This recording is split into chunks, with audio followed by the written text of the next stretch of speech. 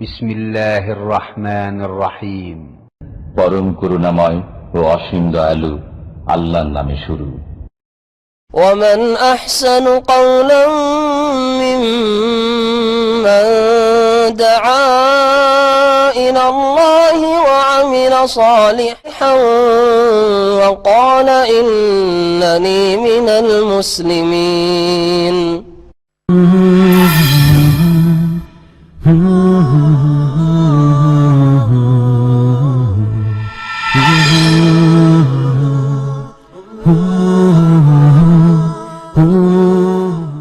بسم الله الرحمن الرحيم. إن أول بيت وضع للناس للذي ببكة مباركا وهدى للعالمين فيه آيات بينات مقام إبراهيم ومن دخله كان آمنا ولله على الناس حج البيت من استطاع إليه سبيلا ومن كفر فإن الله غني عن العالمين. قل يا أهل الكتاب لم تكفرون بآيات الله والله شهيد على ما تعملون. قل يا أهل الكتاب لم تصدون عن سبيل الله من آمن تبغونها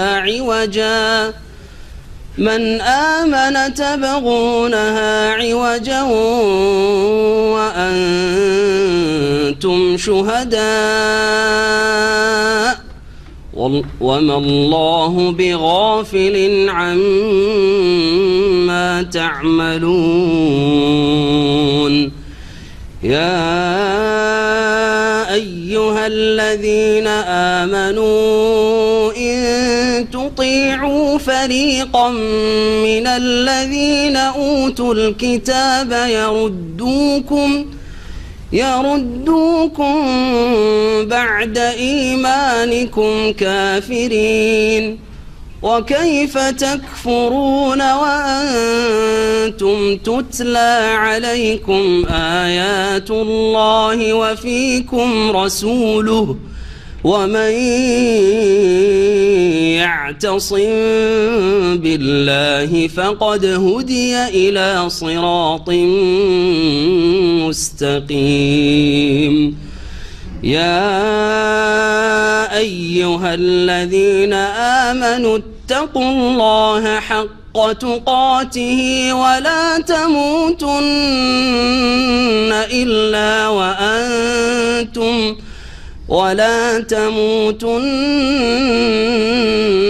إلا وأنتم مسلمون.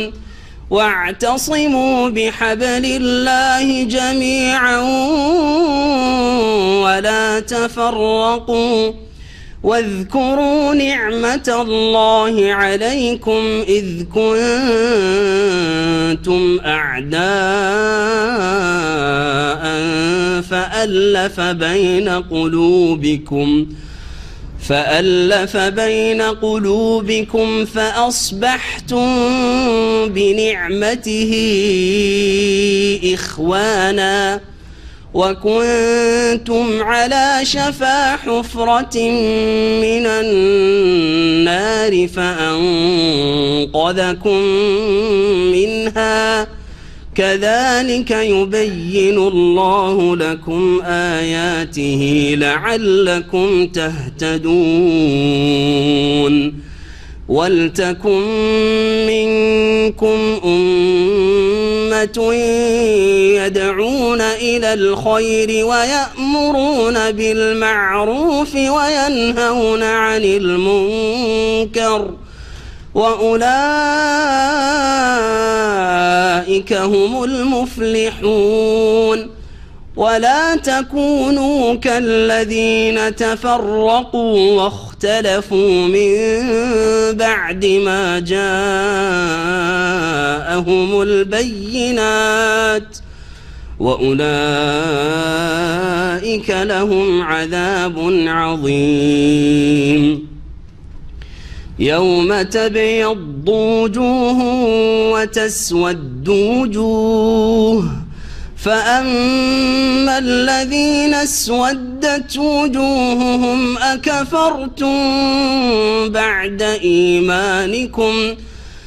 فأما الذين اسودت وجوههم أكفرتم بعد إيمانكم فذوقوا العذاب بما كنتم تكفرون وأما الذين ابيضت وجوههم ففي رحمة الله هم فيها خالدون تلك آيات الله نتلوها عليك بالحق وما الله يريد ظلما للعالمين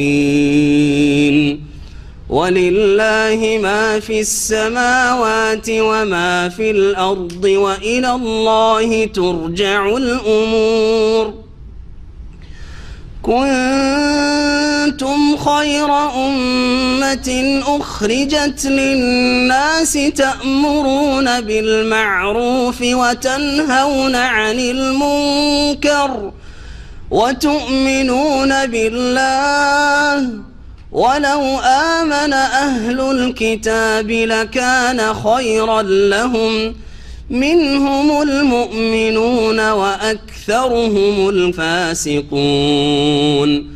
لن يضروكم إلا أذى وإن يقاتلوكم يولوكم الأدبار ثم لا ينصرون ضربت عليهم الذلة أينما ثقفوا إلا بحبل من الله وحبل من الناس وباءوا بغضب من الله وضربت عليهم المسكنة ذلك بأنهم كانوا يكفرون بآيات الله ويقتلون الأنبياء بغير حق ذلك بما عصوا وكانوا يعتدون ليسوا سواء من أهل الكتاب أمة قائمة يتلون آيات الله آناء الليل وهم يسجدون يؤمنون بالله واليوم الآخر ويأمرون بالمعروف وينهون عن المنكر ويسارعون في الخيرات وأولئك من الصالحين وما يفعلوا من خير فلن يكفروه والله عليم بالمتقين بسم الله الرحمن الرحيم الحمد لله رب العالمين والصلاة والسلام على سيد المرسلين نبينا محمد وعلى آله وصحبه أجمعين أما بعد فأعوذ بالله من الشيطان الرجيم إن أول بيت وضع للناس للذي ببكة مباركا وهدى للعالمين فيه آيات بينات مقام إبراهيم ومن دخله كان آمنا ولله على الناس حج البيت من استطاع إليه سبيلا ومن كفر فإن الله غني عن العالمين মহান আল্লাহর সমস্ত প্রশংসা যে আল্লাহ পাক রব্বুল আলামিন তার পবিত্র ঘর মক্কাতুল মুকাররমায় তার নির্দেশে তৈরি করিয়েছেন সর্বপ্রথম এই জমিনে। সালাত এবং সালাম নাজিল প্রেরণে মুহাম্মদ রাসূলুল্লাহ সাল্লাল্লাহু আলাইহি সাল্লামের ওপর এবং সমস্ত আম্বিয়া রাসূলগণের ওপর, যারা প্রত্যেকেই এই বাইতুল্লাহর তওয়াফ করেছেন, জিয়ারা করেছেন এবং এখানকার উদ্দেশ্যে হজে উমরায় এসেছেন। এই ঘরের হজের জন্য মহান আল্লাহ ঘোষণা করিয়েছেন ইব্রাহিম খলিলুল্লাহ আলাইহিস সালাতু ওয়াস সালামকে দিয়ে। আজকে তাফসীর হবে সূরা আলে ইমরানের আয়াত নম্বর 96 থেকে। পর্ব হচ্ছে আমাদের 7ম পর্ব। মহান আল্লাহ ইরশাদ করছেন এই বাইতুল্লাহ সম্পর্কে, ইন্না আউওয়ালা বাইতি উদিয়া লিন-নাস লাল্লাযী বিবাক্কাতা মুবারাকান ওয়া হুদাল লিল আলামিন। এই আয়াত আর এর পরের আয়াত নাজিল হয়েছে ইহুদিদের ভ্রান্ত ধারণার খণ্ডনে। তারা মনে করে এবং নবী মুহাম্মদ রাসূলুল্লাহ সাল্লাল্লাহু আলাইহি ওয়াসাল্লামকে মদিনার ইহুদিরা বলেছিল যে হে মুহাম্মদ, তাদের মিথ্যা দাবি যে সর্বপ্রথম ঘর, প্রাচীন ঘর হচ্ছে বাইতুল মুকাদ্দাস। সুতরাং বাইতুল মুকাদ্দাস যখন পবিত্র স্থান, সর্বপ্রথম ঘর, সেটাকে কিবলা বানাতে, এবং আপনারা জানেন যে নবী সাল্লাল্লাহু আলাইহি ওয়াসাল্লাম মদিনা আসার পরে আল্লাহ রাব্বুল আলামিনের নির্দেশে 16 থেকে 17 মাস, অর্থাৎ 16.5 মাস, মাসে মাসে 17 আর টোটাল হিসাব করলে 16 হয়। এই জন্য সহিহ হাদিসে 16 এবং 17 দুটো কথা এসছে।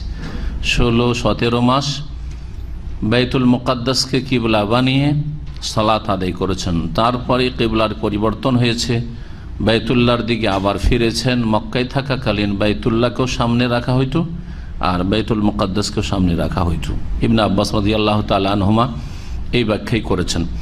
ইহুদিরা বলল যে হে মুহাম্মদ, প্রথম ঘর তো হচ্ছে বাইতুল মুকাদ্দাস, সুতরাং সেটা কিবলা হওয়া উচিত, সেটা আমাদের কিবলা, সেটা হচ্ছে পবিত্র স্থান। তুমি মক্কার ঘর কাবাকে কেন কিবলা বানালে? এর খণ্ডন আল্লাহ রাব্বুল এই আয়াতে করেছেন। এছাড়া তাদের সামনে আরেকটি দলিল প্রমাণ পেশ করা হয়েছে ইসলামের হাক্কানিয়াতের, ইসলামের সত্যতার। তা হচ্ছে যে ইহুদিরা তারা বনি ইসরাইল, তাদের মূল হচ্ছে বনি ইসরাইল, ইয়াকুব আলাইহিস সালামের বংশধর, এবং ইয়াকুব আলাইহিস সালামের দিন ছিল তার পূর্বপুরুষদের দিন, অর্থাৎ তার বাবা হচ্ছেন ইসহাক আলাইহিস সালাম, ইয়াকুবের বাবা ইসহাক, ইসহাকের পিতা ইব্রাহিম খলিলুল্লাহ। আর ইয়াকুব, ইসহাক আর গোটা বংশধর বনি ইসরাইল তারা কোন দিন পালন করত? পূর্বপুরুষদের দিন, দিনে ইব্রাহিম পালন করতে। আর ইব্রাহিম আলাইহিস সালাতু ওয়াস সালাম স্বয়ং নিজ হাতে এবং তার ছেলে ইসমাইল উভয়ে এই কাবা ঘর নির্মাণ করেছেন। তোমাদের পূর্বপুরুষরা এই কাবা ঘর নির্মাণ করলো, অথচ তোমরা এই কাবা ঘরে বিশ্বাসী নাও, এর পবিত্রতায় বিশ্বাসী নাও, এখানে এসে ইবাদত বন্দেগীতে বিশ্বাসী নাও, এই ঘরের তওয়াফে বিশ্বাসী নাও, এই দিন ইসলামে বিশ্বাসী নাও যে দিন ইব্রাহিম আলাইহিস সালামের দিন ছিল। তাহলে কেমন তোমরা শুধু পূর্বপুরুষদের দোহাই দিয়ে থাকো? ঠিক ওই রকমই আজকাল মুসলিম সমাজে যারা আওলাদে রসুল বলে দুনিয়ার টাকা পয়সা ইনকাম করতে চায়, কিন্তু রাসূলুল্লাহ সাল্লাল্লাহু আলাইহি সাল্লামের আদর্শের সাথে, সুন্নাহর সাথে, তার তরিকার সাথে না আকীদায় মিল আছে, না ইবাদতে মিল আছে, কোনো কিছুতে মিল নেই। তাদের রুহানিয়াত, আধ্যাত্মিকতার জন্য তাসাউফ লাগে আওলাদে রসুলদের। তাসাউফের নাম পর্যন্ত ইসলামে নেই, একটি আয়াতে না আছেন, একটি হাদিসে আছে। এই তাসাউফ না হলে তাদের ধর্মকর্ম হয় না।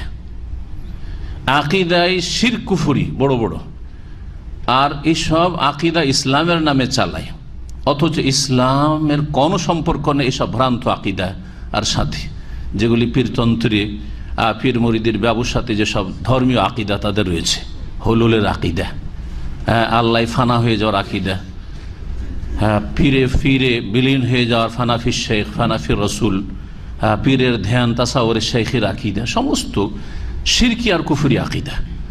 তাসাউফ ছাড়া নাকি তাদের রুহানিয়াত হয় না, আধ্যাত্মিকতার উন্নতি হয় না, অথচ তাসাউফের গন্ধ পর্যন্ত ইসলামে নেই। ইসলামে যে আত্মার পরিশুদ্ধি, তাজকিয়া নফস আছে, সেটা কোরআন সুন্নাহ আছে। ওরা বলছে না, তাসাউফ যারা বুঝে না তারা আমাদের কথা বুঝতে পারবে না।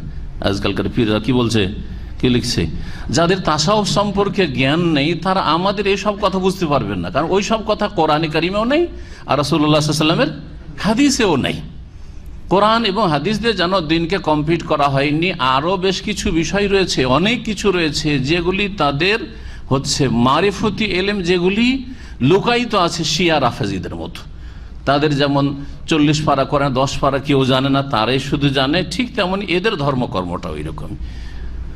তো নবী করিম সাল্লাল্লাহু আলাইহি সাল্লামের দোহাই দিয়ে নবীর আদর্শ পালন না করা হচ্ছে বেদাতীদের চরিত্র, আর ইহুদিদের চরিত্র হচ্ছে ইব্রাহিম খলিলুল্লাহ এবং তার বংশধর আম্বিয়া রাসূলগণ বনি ইসরায়েল, তাদের দোহাই দিয়ে নিজের মন গড়া ধর্মকর্ম করা।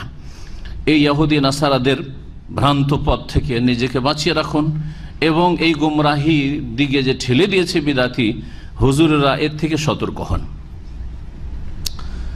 মহান আল্লাহ ইরশাদ করছেন এর খণ্ডনে যে প্রথম ঘর বাইতুল মুকাদ্দাস নয়, বরং বাইতুল্লাহ কাবা ঘর, এবং সেটা তৈরি করেছেন ইব্রাহিম খলিলুল্লাহ, তোমাদের দাদা, তোমাদের পূর্বপুরুষ। সুতরাং সেই ঘরের ইবাদত বন্দেগী ছাড়া, সেই ঘরে তওয়াফ ছাড়া, আল্লাহ রাব্বুল আলামিনের ইবাদত সেই ঘরের তওয়াফের মাধ্যমে ইবাদত আল্লাহ রাব্বুল আলামিনের, কিন্তু সেই ঘরের তওয়াফ ছাড়া, সেই ঘরের জিয়ারা ছাড়া, সেই ঘরের উদ্দেশ্যে হজ উমরা করা ছাড়া সত্য দিন পাওয়া যেতে পারে না, যেটা ইব্রাহিমী আদর্শ। মহান আল্লাহ বলছেন ইন্না আউওয়ালা বাইতিন উদিয়া লিন্নাস, নিশ্চয় সর্বপ্রথম ঘর উদিয়া লিন্নাস, যা মানব জাতির উদ্দেশ্যে নির্মাণ করা হয়েছে, তৈরি করা হয়েছে। তাহলে এই ঘর শুধু মুসলিমদের পবিত্র স্থান নয়, যেমনটা আজকাল বলা হয় যে আমাদের পবিত্র স্থান মানে শুধু মুসলিমদের পবিত্র স্থান, অথবা অমুসলিমরা বলে যে মক্কা হচ্ছে, কাবা হচ্ছে মুসলিমদের পবিত্র স্থান। না, আল্লাহ বলেন না যে ওদিয়া লিল মুসলিমিন, এই কথা বলেননি। ওদিয়া লিন্নাস, সারা বিশ্বের সমস্ত মানুষের জন্য এই ঘর আল্লাহ নির্মাণ করিয়েছেন। সুতরাং প্রত্যেক মানুষের জন্য ফরজ এই ঘরের সাথে সম্পৃক্ততা, এই ঘরের সাথে তাদের অন্তরের, তাদের ইবাদত বন্দেগীর, তাদের কিবলার, তাদের সালাতে সম্পর্ক হবে। সালাত আদায় করবে কাবাকে কিবলা বানিয়ে, এই ঘরের তওয়াফ করবে, এই ঘরের জিয়ারা করবে, এই ঘরে এসে সালাত আদায় করবে, 1,00,000 গুণ সওয়াব পাবে, ইত্যাদি ইত্যাদি। ওদিয়া লিন্নাস, সমস্ত মানুষের জন্য এই ঘর নির্মাণ করা হয়েছে। যেই ঘর কোথায় রয়েছে? ফিলিস্তিনে নয়, সেটাও পবিত্র স্থান। 3টি মাত্র পবিত্র স্থান আছে, আর চতুর্থ কোথাও পবিত্র স্থান নেই। এই আকিদা আমরা আর এক ভ্রান্ত আকিদা বিদআতপন্থীদের। হ্যাঁ, বহু হাজার হাজার জায়গা শরীফ শরীফ শরীফ হয়ে রয়েছে, ঠিক না? না, শরীফ জায়গা 3টি জায়গা মাত্র। কি বুঝলেন? শরীফ জায়গা হচ্ছে মাত্র 3টি জায়গা। যদি আপনি বিশ্বাস করেন, এছাড়াও শরীফ আছে, আজমির শরীফ, বাগদাদ শরীফ, শাহজালাল শরীফ, আটরশি শরীফ, টঙ্গী শরীফ, মেলা শরীফ। তাহলে আপনার আকীদার সংশোধন হয়নি। আপনি আগে কিবলা ঠিক করুন। লাল্লাযী বিবাক্কা, যে ঘর মক্কায় রয়েছে, বাক্কায় রয়েছে। মক্কার অনেকগুলি নাম রয়েছে, মক্কাতুল মুকাররমার অনেকগুলি নাম রয়েছে যা মুফাসসিরিনগণ উল্লেখ করেছেন, আর অধিকাংশ নামগুলি হাদিসে এসেছে অথবা কোরআনে কারীমের আয়াতে এসেছে। তার মধ্যে কোরআনে কারীমে এখানে বাক্কা বলা হয়েছে, তাই না? মক্কা কি বলা হয়েছে?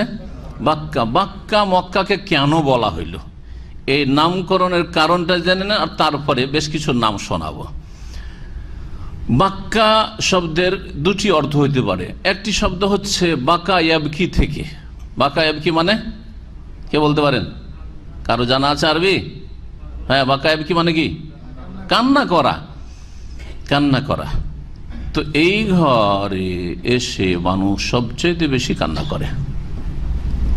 এই ঘরে আল্লাহর ইবাদত করতে এসে সবচেয়ে বেশি কান্না করে বাক্কা। এই শহরে যত আল্লাহর সামনে কান্নাকাটি করে মানুষ, হ্যাঁ, মানব জাতির ইতিহাসে এই ঘর নির্মাণ হওয়ার পর পৃথিবীর কোথাও না, ঠিক কিনা? এটা হচ্ছে মুওয়াহিদিন, যারা তাওহীদ প্রতিষ্ঠাকারী, যারা সুন্নাহর অনুসারী, যারা সত্যিকার মুসলিম, তাদের লক্ষণ।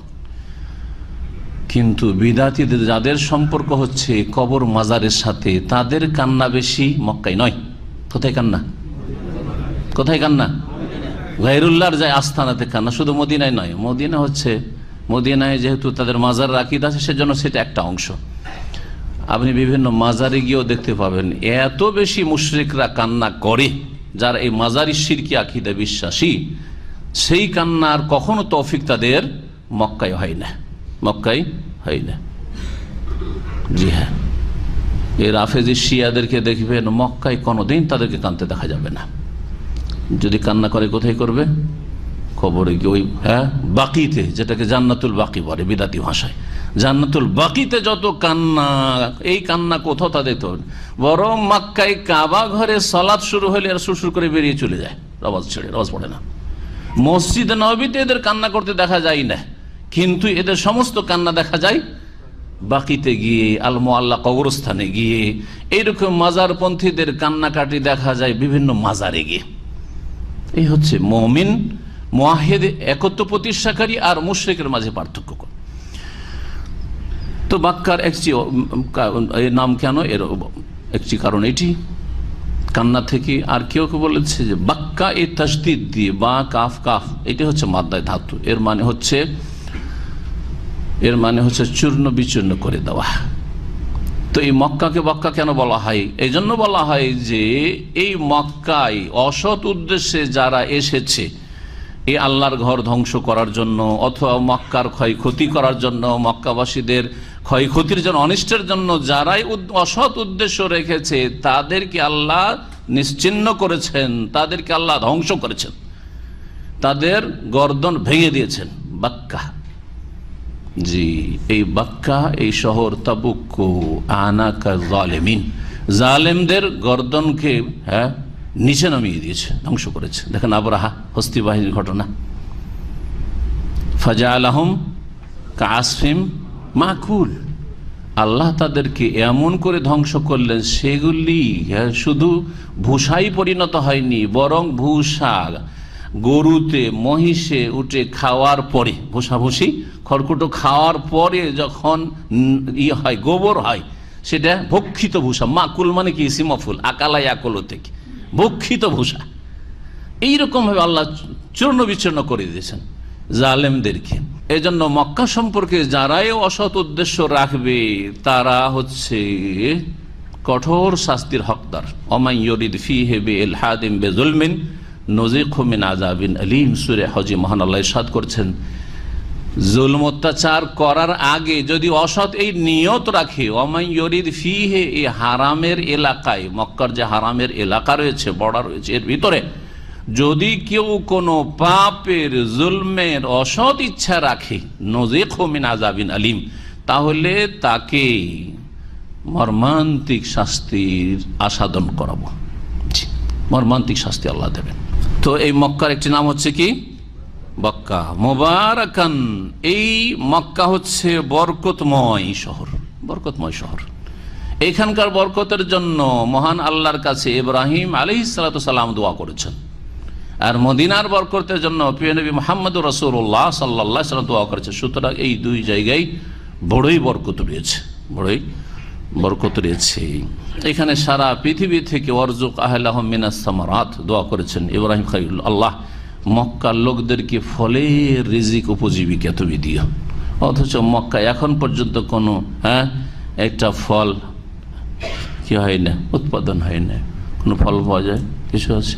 যদি কোনো ফল পাওয়া যেত তাইফ থেকে নিয়ে আসতে হবে, না অন্য কোথাও। মক্কায় কোনো ফার্ম মাজরা কিছুই নেই, সেখানে ক্ষেত খামার বা বাগান কিছুই নেই, পাহাড় আর পাহাড় চারিদিকে। মুবারাকান, আল্লাহ বলেছেন, ঘোষণা করেছেন, এই হচ্ছে বরকতময়, সব দিক থেকে বরকত, দিনের দিক থেকে, দুনিয়ার দিনের দিক থেকে বরকত।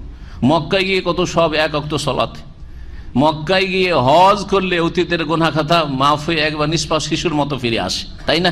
হজ মকবুল হলে।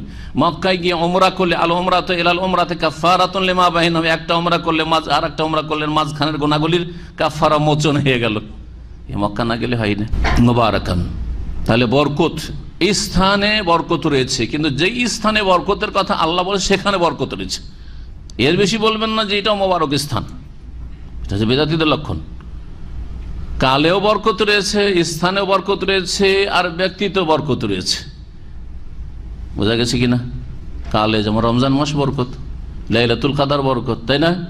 আরাফার দিন বরকত, জি, আশুরার দিন বরকত, বরকতের দিন এগুলি। তো কালেও বরকত রয়েছে বেশ কিছু কালে, যেগুলিতে আল্লাহ বলেছেন, আর স্থানে বরকত রয়েছে মক্কায়, মদিনায়, বাইতুল মুকাদ্দাস বারাকা রয়েছে। আল্লাযী বারাকনা হাওলাহু, এই বাইতুল মুকাদ্দাসের চারপাশে আমি বরকত রেখেছি। মুবারাকান ওয়া হুদাল লিল আলামিন, এবং বিশ্ব জাহানের জন্য সেটা পথের দিশারি। এই মক্কা হচ্ছে সারা বিশ্ব জগতের জন্য, সমস্ত শুধু মানুষ নয়, সমস্ত সৃষ্টির জন্য এখানে হিদায়াত রয়েছে, দিক নির্দেশনা রয়েছে, পথের দিশারি হচ্ছে এই শহর। এই শহরের সাথে যারা আকীদার সম্পর্ক রাখবে, ইবাদতের সম্পর্ক রাখবে, কিবলার সম্পর্ক রাখবে, সালাতের সম্পর্ক রাখবে, তারাই হিদায়াত পাবে। হজ উমরার সম্পর্ক রাখবে, তারাই হিদায়াত পাবে। এই শহরের সাথে যারা মহব্বত রাখবে, তারাই হিদায়াত পাবে। হুদাল লিল আলামিন। ফিহি আয়াতুম বাইয়িনাত, এই মক্কায় আর এই মক্কার এই ঘরের চারপাশে কি রয়েছে? সুস্পষ্ট নিদর্শনাবলী রয়েছে। একটি নিদর্শন আয়াত আল্লাহ বলেছে, সুস্পষ্ট কি রয়েছে? নিদর্শন সমূহ রয়েছে। নিদর্শন কাকে বলে? যদি আপনাকে জিজ্ঞাসা হয় নিদর্শন কাকে বলে, আয়াত আরবিতে জিজ্ঞেস করলাম না, আরবিতে আয়াত ওর তর্জমা হচ্ছে নিদর্শন।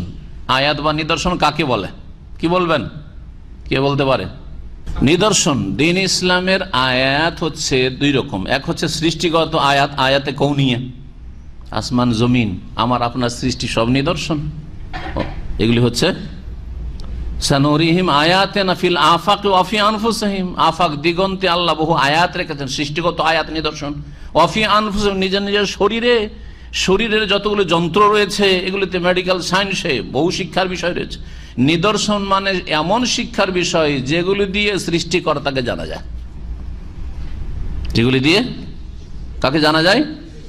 রবকে, আল্লাহকে জানা যায়। সৃষ্টিগত নিদর্শন আল্লাহর সৃষ্টি দেখে আল্লাহকে চেনা, যেগুলি এমনিতেই প্রাকৃতিক ভাবে হয়ে যায়নি, যেমন নাস্তিক কাফের বলে, বরং এগুলিকে সৃষ্টি করনেওয়ালা, পয়দা করনেওয়ালা আছেন, তিনি হচ্ছেন একমাত্র আল্লাহ, আর কেউ না। আর আয়াতে শারঈয়া, বিধানগত আয়াত, কোরআনে কারীমের আয়াত, রাসূলুল্লাহ সাল্লাল্লাহু আলাইহি ওয়াসাল্লামের নিয়ে আসা বিধিবিধান, এগুলিও আল্লাহকে চেনার উপায়, জানার উপায়। কেউ কোরআনের একটি আয়াত দিয়ে হেদায়েত পাচ্ছে, একটি হাদিস দিয়ে হেদায়েত পাচ্ছে, রাস্তা পাচ্ছে, আল্লাহর সাথে সম্পৃক্ত হচ্ছে। কেউ আল্লাহর এসব নিদর্শন দেখে, আল্লাহর সৃষ্টি দেখে স্রষ্টার সন্ধান পাচ্ছে, হয় না? তো সহজ ভাষায় বলবেন, নিদর্শন মানে এমন কিছু যা দিয়ে আল্লাহকে চেনা যায়, জানা যায়, আল্লাহর পরিচিতি লাভা। আয়াতুম বাইয়িনাত, ফিহি আয়াতুম বাইয়িনাত, এখানে সুস্পষ্ট নিদর্শনাবলী রয়েছে, অনেকগুলি নিদর্শন। আল্লাহকে চেনার উপায় রয়েছে মক্কায়। মাকাম ইব্রাহিম, তার একটি, শুধু একটি আল্লাহ এখানে উল্লেখ করছেন। মাকাম ইব্রাহিম, তার একটি হচ্ছে বা অন্যতম হচ্ছে ইব্রাহিম আলাইহিস সালামের দাঁড়ানোর স্থান, যেই পাথরের উপর দাঁড়িয়ে তিনি কাবা ঘর নির্মাণ করেছিলেন।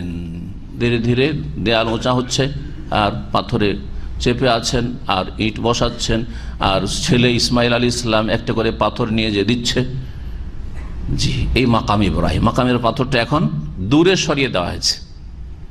কেউ চিন্তা করতে পারে, কথা না জানা থাকলে, যে মাকাম ইব্রাহিম যে গ্লাস দিয়ে সুরক্ষিত করা রয়েছে, এটা তো অনেক দূরে, এইখানে দাঁড়িয়ে ওখানে কাবা ঘর কি করে নির্মাণ হইতে পারে, তাই না? তো মনে রাখবেন যে এটা ইসলামের পূর্বে, বরং ওমর রাদিয়াল্লাহু তাআলা জামানে এটা দূরে সরানো হয়েছে, কারণ লোকজনের তওয়াফ মুশকিল।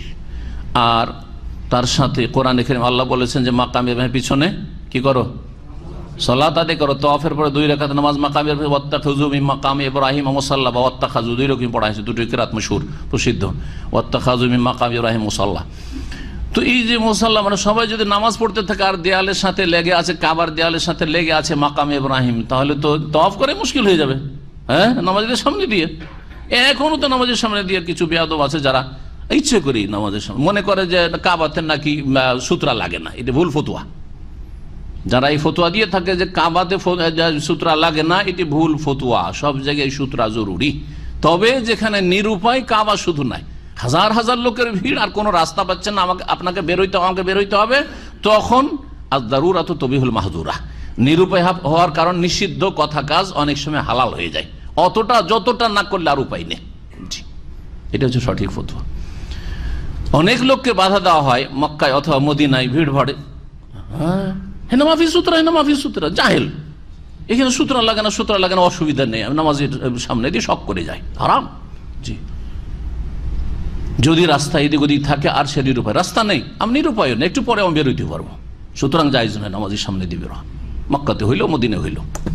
তো বলছিলাম যে একটি বড় নিদর্শন হচ্ছে মাকাম ইব্রাহিম। এইটা দেখে বুঝতে পারবেন যে এখানে এই পাথর আল্লাহ নিদর্শন, এই পাথরে দাঁড়িয়ে ইব্রাহিম আলাইহিস সালাম এই ঘর তৈরি করেছেন। জি হ্যাঁ, এই পাথরে ইব্রাহিম আলাইহিস সালামের মুজিজা রয়েছে, যেমন যেমন দেওয়াল উঁচা হয়েছে তেমন সেই পাথর উঁচা হয়েছে। জি, যেমন তাফসীরকাররা লিখেছেন। এটি একটি নিদর্শন, আল্লাহকে চেনার উপায় যে এটি আল্লাহর ঘর, মাকাম ইব্রাহিম এখন সুরক্ষিত। একটি নিদর্শন হচ্ছে হাজরে আসওয়াদ, আর একটি নিদর্শন হচ্ছে হিজর, ওই হাতিম। জি, এই জায়গাটুকু কাবারই একটা অংশ ছিল, ইব্রাহিম আলাইহিস সালামের নির্মিত কাবা এটাকেও শামিল ছিল, কিন্তু কোরাইশরা নবী সাল্লাল্লাহু আলাইহি ওয়াসাল্লাম নবুয়ত প্রাপ্তির কয়েক বছর পূর্বে যখন পুনর্নির্মাণ করে তখন তাদের হালাল পয়সা কমে যায়, আর তারা একবার অঙ্গীকারবদ্ধ শপথ নিয়েছিল যে হালাল পয়সা ছাড়া কেউ একটা হারাম পয়সা লাগাবে না। হারাম পয়সা জুটলো না, ঘরকে ছোট করে দিল। নবী করিম সাল্লাল্লাহু আলাইহি ওয়াসাল্লাম মক্কা বিজয়ের পরে এটাকে আবার ইব্রাহিম বুনিয়াদের উপর নিয়ে যেতে চেয়েছিলেন, কিন্তু আশঙ্কা করলেন যে আবার বহু লোক মুরতাদ না হয়ে, নিউ মুসলিমরা মুরতাদ না হয়ে যায়। আরে মোহাম্মদ তো সব সর্বনাশ করলো, এমনকি কাবাকে আমাদের রাখলো না, বাপদাদার কাবাকে সর্বনাশ করে দিল, গোমরাহ হয়ে যেতে পারে। এই জন্য দাওয়ার ক্ষেত্রে হিকমত, যখন ইসলামের দাওয়াত দিবেন দেশে গিয়ে দেখবেন যে আমি এই কথাটি বলতে গিয়ে বা এই কাজটি বলতে গিয়ে গড়তে পারবো না, ভাঙবো। অনেক সময় আপনি মনে করছেন যে এটা তো সুন্নাহ, এটা তো ভালো কাজ, কিন্তু এটা করতে গিয়ে বড় রোগ পয়দা হয়ে যাবে।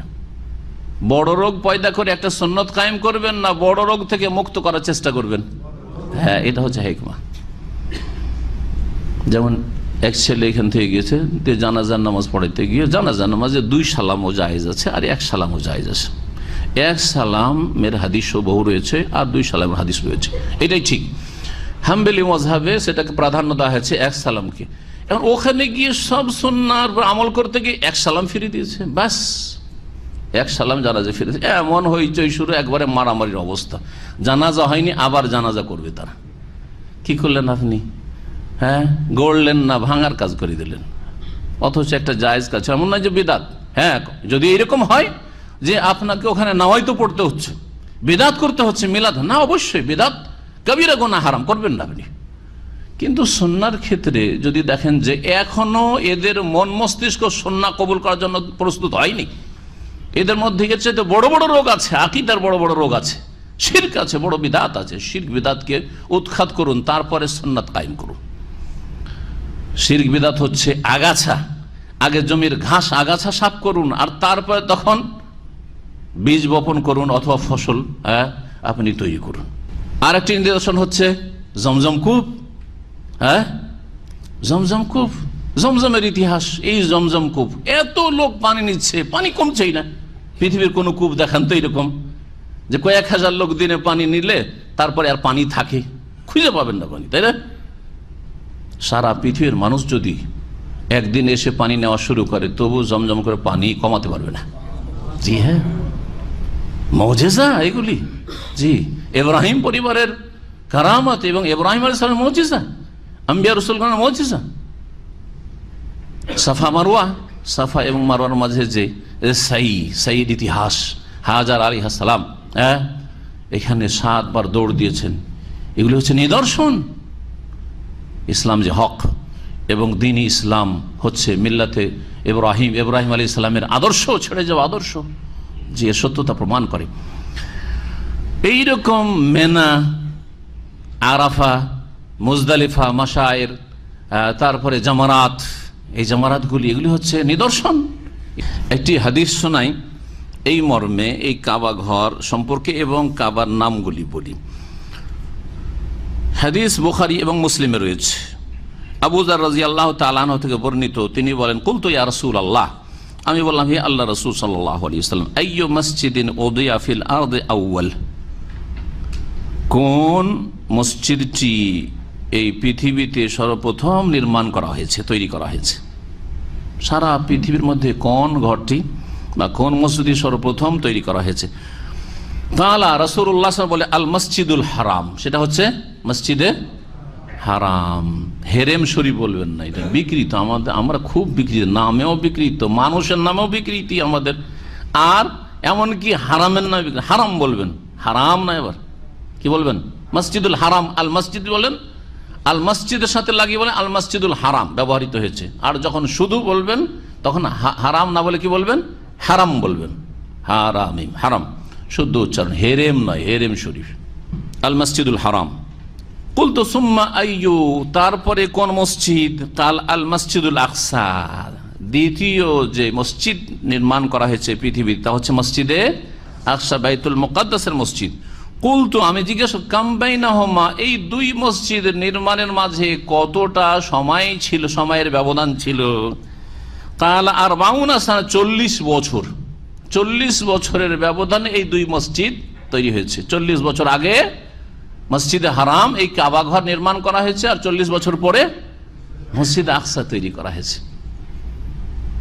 তাহলে কি বলবেন যে মসজিদ আকসা আর এই কাবা ঘরকে নির্মাণ করেছে ইব্রাহিম আলাইহিস সালাম? তাহলে ইব্রাহিম আলাইহিস সালাম যে নির্মাণ, আর তার 40 বছর পরে মসজিদে আকসা তৈরি হয়েছে, এটাই বলবেন?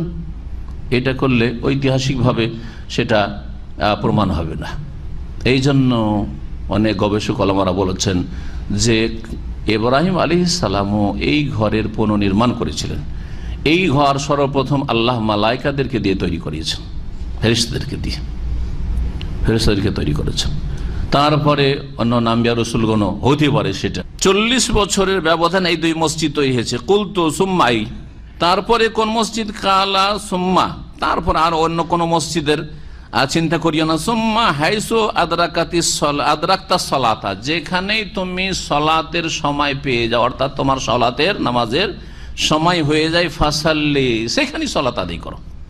দ্বীন-ই ইসলামে এই ছাড় দেওয়া হয়েছে। আল্লাহ পাক রব্বুল আলামিন এই উম্মতের বৈশিষ্ট্য, যে কোনো জায়গায় আল্লাহর জমিনে নামাজ পড়তে পারেন আপনি। হ্যাঁ, যেমন জমিনে পড়তে পারেন, আকাশ পথেও পড়তে পারেন আপনি। হ্যাঁ, জমিনকে ছুঁইতেই হবে, স্পর্শ করে নামাজ পড়তে হবে না। কিন্তু আগের উম্মতদের তাদের ইবাদত বন্দেগী, তাদের উপাসনালয় ছাড়া বাইরে কোথাও হইতো না, সেই ইবাদত খানাতে যেতে হবে। ফাকুল্লুহা মসজিদুন, ফাকুল্লুহা মসজিদুন, আল্লাহর জমিন সবগুলি হচ্ছে সেজদার স্থান। আরেকটি হাদিস, আল আরদু কুল্লুহা মসজিদুন, পৃথিবীর সব স্থানই হচ্ছে মসজিদ, মানে সেজদার স্থান। যে কোনো জায়গায় তুমি আল্লাহকে সেজদা করে সালাত আদায় করতে পারো।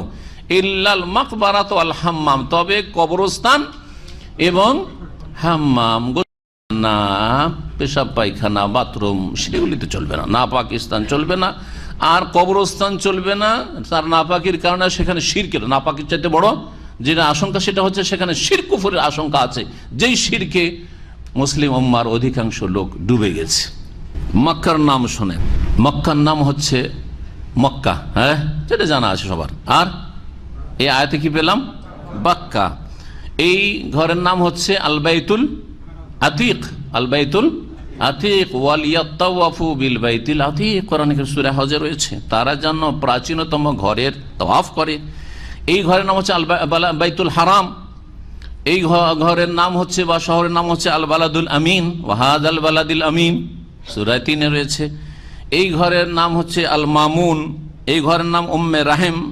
এই শহরের নাম হচ্ছে উম্মুল কোরা, লেতুনজেরা উম্মাল কোরা ওমান হাওলাহা, উম্মুল কোরা। সমস্ত জনপদের মূল, সমস্ত জনপদ, সমস্ত শহর গ্রামের মূল শহর, মূল হচ্ছে এই উম্মুল কোরা, মক্কাতুল মুকাররমা। এখানকার আরো নাম উল্লেখ, সালাহ, আরশ, আর তারপরে কাদিস, মুকাদ্দাসা, এইরকমই। এই ঘরের নাম হচ্ছে হাতেমা। তারপরে এই ঘরের নাম হচ্ছে আল বালদাহ। এই ঘরের নাম হচ্ছে আল কাবা। এই ঘরের নাম বালদা, এটি নবী সাল্লাল্লাহু আলাইহি ওয়াসাল্লাম একটি হাদিস রয়েছে, সেই হাদিস যেটা তার বিদায় হজের খুতবা ছিল, তাতে এই জায়গা কোন জায়গায় নবী সাল্লাল্লাহু আলাইহি ওয়াসাল্লাম জিজ্ঞেস করেছিলেন। তো সাহাবীরা কি বললেন? আল্লাহ ওয়া রাসূলুহু আলাম। তখন নবী বলছেন আলাইসাত হাযিহিল বালদা, এটা কি বালদা নয়? এই শহর কি বালদা নয়? বালাদ মানে শহর, আর এখানে বালদা।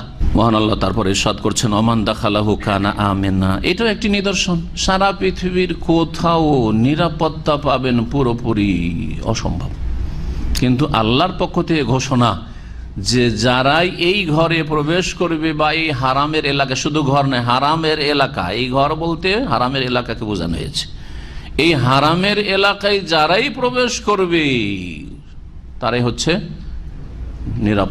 নিরাপত্তা লাভ করবে। জাহিলিয়াতের যুগে, বর্বরতার যুগে কোন অপরাধী, হাদিসে এসছে, বাপের খুনি, ছেলে দেখছে ওর দিকে তাকাচ্ছে যে আমার বাপের খুনি এখানে এসে হারামে আশ্রয় নিয়েছে, কিছুই বলতে পারছে না, তোকে ধরবো, তোকে মারবো, দেখবো না, কিচ্ছু বলার নেই। যতক্ষণ পর্যন্ত হারামের এলাকা থেকে বাইরে না যাবে কিছুই বলা যাবে না।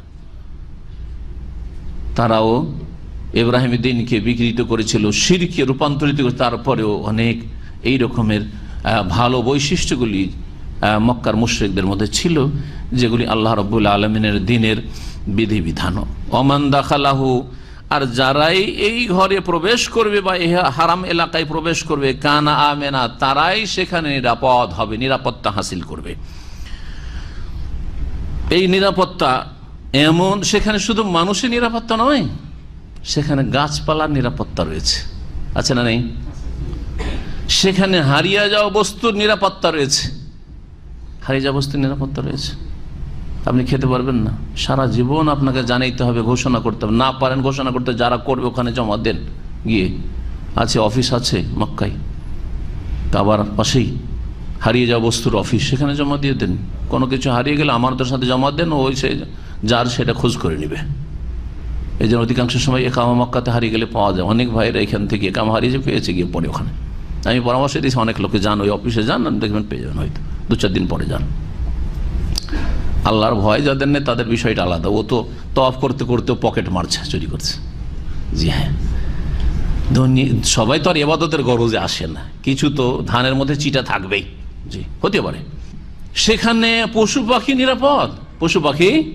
নিরাপদ, শিকারী জীবজন্তু পাখি নিরাপদ সেখানে।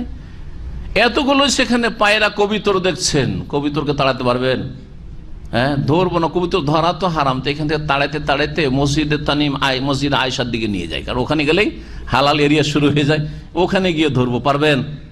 তাড়ানো যাবে না, নবী করিম সাল্লাল্লাহু আলাইহি ওয়াসাল্লামের নির্দেশ। জি, এই মর্মে অনেকগুলি হাদিস রয়েছে, তার মধ্যে একটি হাদিস বুখারী মুসলিম থেকে শোনায়। রাসূলুল্লাহ সাল্লাল্লাহু আলাইহি ওয়াসাল্লাম মক্কা বিজয়ের বছর বলেন, হ্যাঁ মক্কা বিজয়ের পরে, লা হিজরাতা, এখন আর হিজরত নেই। যারা এর আগে হিজরত করেছে মক্কা থেকে মদিনা, ভালো কথা, এখন মক্কা থেকে আবার মদিনা যাবে মক্কা বিজয়ের পরে, এইটাই তো ইসলামিক স্টেট হয়ে গেছে, তো এখান থেকে আবার ইসলামী দেশ থেকে ইসলামী দেশে হিজরত, সে পেটের দায় হতে পারেন। যেমন বাংলাদেশ থেকে সৌদি আরব, বাংলাদেশে মুসলিম দেশ, এখানে মুসলিম দেশ, এখানে এসছে, তাই না? এটা অন্যরকম হিজরত। কিন্তু এই যেই হিজরত ফরজ ছিল, মক্কা যেহেতু দারুল কুফর ছিল, কুফরি রাষ্ট্র ছিল, সেখান থেকে মদিনা হিজরত করা ফরজ ছিল মক্কা বিজয়ের পূর্বে, আর ওই ফরজ নেই। এখন মক্কার লোক মক্কাই থাক, এখানেই পূর্ণরূপে দিন পালন করো। ওয়ালাকিন জিহাদুন ওয়া নিয়াহ, তবে আল্লাহ রাস্তায় জিহাদ এবং সৎ নিয়ত রয়েছে। কিয়ামত পর্যন্ত আল্লাহর দুশমন থাকবে, আল্লাহর দ্বীনের শত্রু থাকবে, আল্লাহ দ্রোহী থাকবে, সুতরাং জিহাদ সর্বাত্মক দ্বীনের খেদমতের জন্য, দ্বীনকে শক্তিশালী করার জন্য প্রচেষ্টার নাম হচ্ছে জিহাদ, সেই প্রচেষ্টা চলতেই থাকবে। সেটার 3টা স্তর রয়েছে, বল প্রয়োগ করার যাদের স্বাধীনতা ক্ষমতা আছে, যেমন শাসক বল প্রয়োগ করবে, আপনার বাড়িতে আপনি বল প্রয়োগ করবেন, বল প্রয়োগ করা। আরেকটা হচ্ছে কথার দ্বারা জিহাদ, আরেকটা হচ্ছে অন্তরের ঘৃণার মাধ্যমে জিহাদ করা। জি, এই জিহাদের 3টা স্তর রয়েছে। জিহাদ মানে শুধু অস্ত্র ধারা নাই, যেমন এক শ্রেণীর মূর্খরা বুঝে। জিহাদ মানে কি? জিহাদ মানে অস্ত্র ধারা না, ওটা হচ্ছে অগতির গতি। যে আর যেমন আপনার বাবা অসুস্থ হয়েছে, আপনি নিজে অসুস্থ হয়েছেন, প্রথম চিকিৎসা কি করবেন? পেটে ব্যথা হইলে অপারেশন করে দেবেন নাকি? পেটে ব্যথা হয়েছে আর গিয়ে ডাক্তারকে ডাইরেক্ট গিয়ে বলছেন, হ্যাঁ সার্জনকে বলছেন যে ডাক্তার সাহেব আমাকে অপারেশন করেন, কেন? কারণ পেটে ব্যথা হচ্ছে, তাই করবেন নাকি? না কি করবেন? প্রথম পেটের ব্যথা হচ্ছে, ডাক্তারের কাছে পরামর্শ নিয়ে যদি বলে যে হ্যাঁ ওষুধ ট্যাবলেটই যথেষ্ট, ট্যাবলেটও হবে না ভাই, ব্যথা আপনার বেশি, একটা ইঞ্জেকশন নেন, তখন না ইঞ্জেকশন নেবেন। ইঞ্জেকশন দিতে মজা লাগে নাকি? কষ্ট তো একটু লাগে, কিন্তু নীতি হয় বিরোধ স্বার্থে, তাই না? ক্যাপসুল খেতে তিতা তো লাগে, কিন্তু তারপরে খেতে হয়, মুখে দেওয়া যায় না, গলে গেলে মুশকিল, তাই না? তারপরে নিতে হয়, তিতা লাগলো, বৃহৎ স্বার্থে নিতে হয়। এগুলি দিয়ে যদি না হয়, হ্যাঁ, ডায়েট কন্ট্রোল করলেন, পথ্য ঠিক, এইটা খাওয়া চলবে না, ওইটা চলবে না, এটা খেতে হবে, সেটা খেতে হবে, সব ঠিকঠাক, তাই না? করছেন না প্রেশার রোগীরা, সুগার রোগীরা করছেন, তারপরেও হইল না। ডাক্তার বলছে আপনার এমন সমস্যা হয়েছে যে এখন অপারেশন ছাড়া কোনো উপায় নেই, তখন না অপারেশন। তো ঠিক সশস্ত্র যে জিহাদ, সেটা প্রথম কথা শাসকের মাধ্যমে হবে, এমনি কোনো ব্যক্তির মাধ্যমে, কোনো একজন মুফতির মাধ্যমে এসব দিয়ে হবে না। এই যুবক পোলাপান দিয়ে একজন বেকুফের মতো বেরিয়ে যাবে আর বলবে যে এটার নাম জিহাদ, এইসব জিহাদ নয়, এগুলির নাম জিহাদ নয়, এগুলি হচ্ছে ফাসাদ। এটার নাম জিহাদ নয়, এটার নাম হচ্ছে কি? ফাসাদ। আল্লাহু লা ইউহিব্বুল ফাসাদ, জি, বিপর্যয় সৃষ্টি করা, এই দিয়ে ইসলামের ক্ষতি করা, মুসলিমদের ক্ষতি করা। জি, জিহাদের বেশ কিছু শর্ত রয়েছে। হজের জন্য শর্ত আছে না? সবার ফরজে আছে, বুঝে না অনেকে জিহাদের জন্য বলছি। হজ সবার, আপনাদের সবার ফরজ না, কিছু শর্ত আছে? শর্ত আছে। কি শর্ত আছে? মুসলিম হওয়া। আলহামদুলিল্লাহ আপনারা সবাই মুসলিম, তাই না? যদি এখানে একটা অমুসলিম বসে থাকে, ওর হজ ফরজ না? হজই ফরজ না, আগে মুসলিম হতো, মুসলিম হওয়া। তারপরে সাবালক হইতে হবে। তাহলে এখানে একটা নাবালক বসে আছে, আব্দুল মাজিদ, হজ ফরজ নাকি? হজ ফরজ নাই, হজ করলে নাকি পাবে, কিন্তু হজ ফরজ না, ফরজ আদায় হবে না এখন করাইলেও, বুঝতে পেরেছেন? তাহলে ওর উপর হজ ফরজ নাই। এখানে পাগল দুটো বসে আছে, হজ ফরজ নাকি? হজ ফরজ না। এখানে মহিলা পর্দা আড়ালে বসে আছে, কিন্তু তার মাহরাম নেই, হজ ফরজ নাকি? এখানে এতগুলো লোক বেরিয়ে গেল, হজ ফরজ নেই, হজ ফরজ নেই, আপনারাই বলছেন হজ ফরজ নেই, তাই না? অথচ হজ হচ্ছে ইসলামের 5টি যে স্তম্ভ, তার 5ম, ঠিক না? তারপরে জিহাদের স্থান। তাহলে জিহাদের ক্ষেত্রে কোনো শর্ত মর্ত নেই, আর হজের জন্য এতগুলি শর্ত, আরো শর্ত আছে। হজের জন্য কি শর্ত? সামর্থ্য, শক্তি হইতে হবে, ক্ষমতা হইতে। কি ক্ষমতা? আর্থিক ক্ষমতা প্রথম হইতে হবে, আর্থিক ক্ষমতা। আপনাদের অনেকে ঋণী, 1000 রিয়ালও নেই তার কাছে, হজ ফরজ। একজনের কাছে 5000 রিয়াল আছে, কোন রকম করে জমা করেছে, কিন্তু লাগছে 8000 রিয়াল, হজ ফরজ? হজ ফরজ নাই। 2 নম্বর রাস্তা দিয়ে কি হজ আদায় করতে হবে ফরজ? না, মোটেই না। তাহলে হজ ফরজ। এখন দেখেন যে কটার লোকের হজ ফরজ আছে। তাহলে হজ ফরজের ক্ষেত্রে এগুলি শর্ত। নামাজ ফরজ হওয়ার ক্ষেত্রে বেশ কিছু শর্ত রয়েছে। রোজা সিয়াম ফরজের ক্ষেত্রে বেশ কিছু শর্ত রয়েছে, আছে না নেই? হ্যাঁ, জাকাত ফরজ হওয়ার জন্য সবার উপর জাকাত ফরজ কখনো নাই। তাহলে জিহাদের ক্ষেত্রে স্কুল কলেজের কিছু ছেলেরা সামান্য কিছু পড়ে 18, 20 বছর, 22 বছর, এদের যারা এইরকম জঙ্গি তৎপরতায় লিপ্ত আছে, তারা সকলে 18 থেকে 15 থেকে নিয়ে 22-এর মধ্যে, 25-এর উপরে যাবেই না। এরা যারা হচ্ছে সুফাহাউল আহলাম, জ্ঞানের দিক থেকে নির্বোধ, হ্যাঁ নির্বোধ, এদের বুদ্ধি এখনো হয়নি, এরা আবেগী, এরা এইসব কাজ করছে। এর নাম জিহাদ নাই। জিহাদ ফি সাবিলিল্লাহর বেশ কিছু শর্ত রয়েছে, যেমন সলাত, নামাজের জন্য শর্ত আছে, যাকাতের জন্য শর্ত আছে, রোজা রাখার জন্য। সবার উপর আপনাদের রোজা ফরজ নেই, অসুস্থ মানুষ, কিসের রোজা? রোজা আছে নাকি? মুসাফির এখানে সফরে এসছে, কষ্ট, তার জন্য রোজা ফরজ? ওই রকমই জিহাদ ফি সাবিলিল্লাহ। তো জিহাদ মানে প্রথম কথা অস্ত্র ধরা নয়। জিহাদ, হ্যাঁ, নিচে থেকে ধরলে অন্তর থেকে ঘৃণা করতে, পাপীকে ঘৃণা করা, এটা জিহাদ। জি, ভালো কথা বলা আর মন্দ কথা থেকে, কাজ থেকে বিরত রাখা, এটা হচ্ছে জিহাদ। সুতরাং আপনার দিনের দাওয়াতের কাজ হচ্ছে জিহাদ। কোরআনে কারীম দিয়ে আল্লাহ জিহাদের কথা বলে, ফালা তুতিল কাফিরিন ওয়া জাহিদহুম বিহি জিহাদান, জাহিদহুম বিহি আই বিল কোরআন। তার আগে ফুরকানের আলোচনা চলছে, সূরা ফুরকান। কোরআন দিয়ে জিহাদ আল্লাহ করতে হবে, তাও জিহাদান কবীরা। সুতরাং যেই সময় বড় সেই অস্ত্রের জিহাদ নেই, শাসকরা এখনো আপনাকে হুকুম করেনি, আমাকে হুকুম করেনি, তখন বড় জিহাদ হচ্ছে দাওয়ার কাজ করা, তৌহিদের প্রচার প্রসার, তৌহিদ প্রতিষ্ঠা করা, যে শিরকে নির্মূল করা, উৎখাত করা, সুন্নতকে কায়েম করার চেষ্টা করা, আল্লাহর জমিনে বিদআতকে নিশ্চিহ্ন করার চেষ্টা করা, এগুলো হচ্ছে বড় জিহাদ। অত সহজ কথা নয়। এগুলিতে অংশ নেন আল্লাহর হস্তে, আবেগী না হয়ে। আর রাস্তাঘাটে, মাঠে ঘাটে বেরোতে পারে না, ঘরে বসে কথা বলছে, হ্যাঁ, মাঠে বেরিয়ে মনে হচ্ছে বড় জিহাদ করে ফেলেছে, আরো ক্ষয়ক্ষতিকর সর্বনাশ করছে, দেশের সর্বনাশ, অর্থের সর্বনাশ, নিজের সর্বনাশ, নিজের বাপ মা আত্মীয় স্বজন তাদের সর্বনাশ, সব সর্বনাশ করছে। এই যারা মাঠে নামো, মাঠে নামো, মাঠে এসে কথা বলুক, দেশে এসে কথা বলুক, এসব কথা বলে মানুষকে বিভ্রান্ত করবেন না। ইসলাম বুঝেন না, ভালো করে বোঝার চেষ্টা করেন। ইসলাম বুঝেন না, ভালো করে বোঝার চেষ্টা করে। আল্লাহ পাক যেন তৌফিক দান করেন। নবী করিম সাল্লাল্লাহু আলাইহি ওয়াসাল্লাম বলছেন যে জিহাদের নিয়ত থাকতে হবে। এখনই যদি আপনার শাসক বলে যে এখন জিহাদ করতে হবে, যাও, যেতে হবে, জি, যেখানে আছেন আপনার শাসক বলছে যে যান তো যান, থামেন তো থামেন, জি, যেতে বলবে যেতে হবে, থামতে বলতে হবে বলবে থামতে হবে আপনাকে। ওয়ানিয়াতুন, এবং সৎ নিয়ত রাখতে হবে, সৎ নিয়ত সব সময় থাকবে। ওয়াইজাস্তানফিরতুম ফানফিরু, আর যখন তোমাদেরকে বলা হবে শাসকের পক্ষ থেকে বেরিয়ে পড়ো, ফানফিরু, বেরিয়ে পড়ো। ইনফিরু খিফাফান ওয়া সিকালান, হালকা থাকো আর ভারী থাকো, সচ্ছলতা থাক আর অসচ্ছলতা থাক, হ্যাঁ, অভাব থাক আর অভাব মুক্ত হও, যে কোনো অবস্থায়। জি, সুস্থ থাকো, অসুস্থ থাকো, কিন্তু যেতে পারবে, বেশি অসুস্থ থাকা নয়, আল্লাহ মাফ করেছেন। তখন ওয়াইজাস্তানফিরতুম ফানফিরু ওয়াকাল ইয়াউমাল ফাতহি ফাতহি মক্কা, ফাতহি মক্কা, মক্কা বিজয়ের দিনে রাসূল সাল্লাল্লাহু আলাইহি ওয়াসাল্লাম এই কথা বলেন, ইন্না হাযাল বালাদা হারামাহুল্লাহ ইয়াউমা খালাকাস সামাওয়াতি ওয়াল আরদ, এই শহরকে, মক্কা নগরীকে আল্লাহ হারাম, সম্মানিত বলে ঘোষণা করেছেন আসমান জমিন সৃষ্টি করা দিন থেকেই। সুবহানাল্লাহ, যেই দিন আসমান জমিন সৃষ্টি, সেদিন থেকে আল্লাহ হারাম ঘোষণা করেছেন। ফাহুয়া হারামুন বিহুরমাতিল্লাহ ইলা ইয়াউমিল কিয়ামা, সুতরাং আল্লাহর এই হারাম ঘোষণা করার কারণে কিয়ামত পর্যন্ত এই শহর মক্কা নগরীর হারামের এলাকা হচ্ছে হারাম। এখানে বেশ কিছু বিষয় হারাম রয়েছে যেগুলি অন্য জায়গায় হয়তো হারাম নয়, এবং হারামের আরেকটি অর্থ হচ্ছে এই সম্মানিত, হারাম মানে সম্মানিত।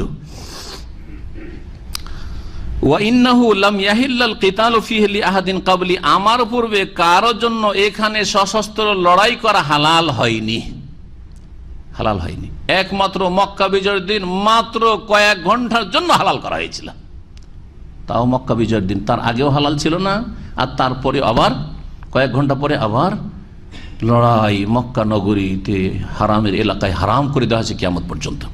বলছেন এই কথা রাসূলুল্লাহ, ওয়ালাম ইয়াহিল্লালি ইল্লা ফি সাআতিন মিন নাহার, আমার জন্য দিনের কিছুক্ষণ হালাল করা হয়েছিল।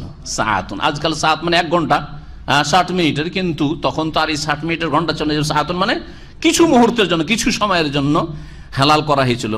মক্কা বিজয় হতে যতক্ষণ সময় লেগেছে, আর খুব সহজে হয়ে গেছে।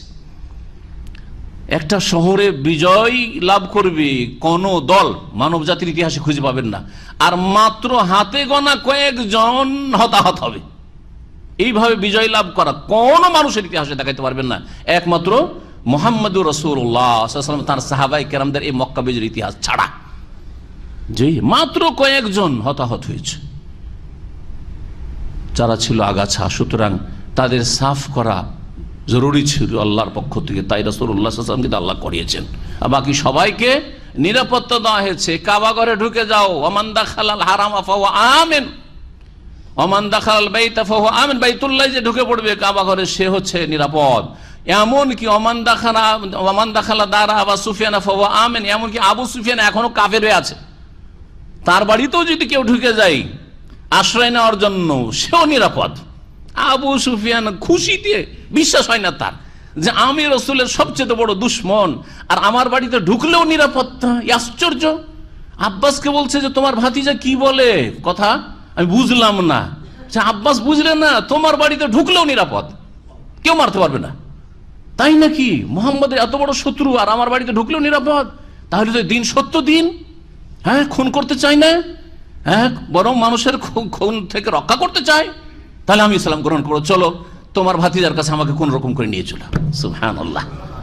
জি, ওমান দাখালা দারা উম্মে হানি ফাহুয়া আমিন, এমনকি উম্মে হানি এক মহিলার বাড়িতে কেউ যদি ঢুকে যায়, নবী করিম সাল্লাল্লাহু আলাইহি ওয়াসাল্লামের কে উম্মে হানি বিনতে আবি তালিব, আবু তালিবের মেয়ে, আলী রাদিয়াল্লাহু তাআলা আনহার বোন উম্মে হানি রাদিয়াল্লাহু, ওর বাড়িতেও যদি ঢুকে যায় কেউ, আমিন, নিরাপদ। সুবহানাল্লাহ, সুবহানাল্লাহ। এই নজির মানব জাতির ইতিহাসে কোন যুদ্ধে পাবেন না আপনি। লক্ষ লক্ষ লোক খুন করা ছাড়া কোনো বিজয় লাভ হয়নি, কোনো স্বাধীনতা লাভ হয়নি। দেখাতে পারবেন? কখনো দেখাতে পারবেন না আপনি। সুতরাং এটি হচ্ছে সারা বিশ্বের মুসলিম এবং অমুসলিমদের জন্য ইসলাম যে সত্য দিন, এর দাওয়াত। তাদেরকে দাওয়াত দিচ্ছি ইসলামের সুশীতল ছায়াতলে তার আশ্রয় নিক, এবং ইসলাম যে হক এই দিন কবুল করে নিক। তাদের দুনিয়ার সার্বিক কল্যাণ রয়েছে, আখিরাতে সার্বিক কল্যাণ রয়েছে। আল্লাহ যেন হিদায়াত দান করেন। ফাহুয়া হারামুন বিহুরমাতিল্লাহি ইলা ইয়াউমিল কিয়ামাহ লা ইউদাদু শাওকুহু, আরে কাঁটাতে কারো লাভ হয় না কষ্ট হয়? কষ্ট হয়। তারপরেও মক্কার কাঁটাও কাটা যাবে না। শৌকাতুন মানে কাঁটা। মক্কায় কোথাও কাঁটা কণ্টকযুক্ত গাছ আছে, কাঁটাওয়ালা গাছ, ওটাও কাটা যাবে না। ওয়ালা ইউখতালা খালাহা, সেখানকার ঘাস, ওয়ালা ইউনাফারু সাইদুহু, আর সেখানকার শিকারী পশু পাখি মারা তো দূরের কথা, ধরা তো দূরের কথা, তাড়ানো যাবে না। যেখান থেকে তাড়িয়ে দিই ওইদিকে আরাফার দিকে বা কোথাও হারামের এলাকা থেকে বাইরে গেলে ধরবো, এটাও করা যাবে না।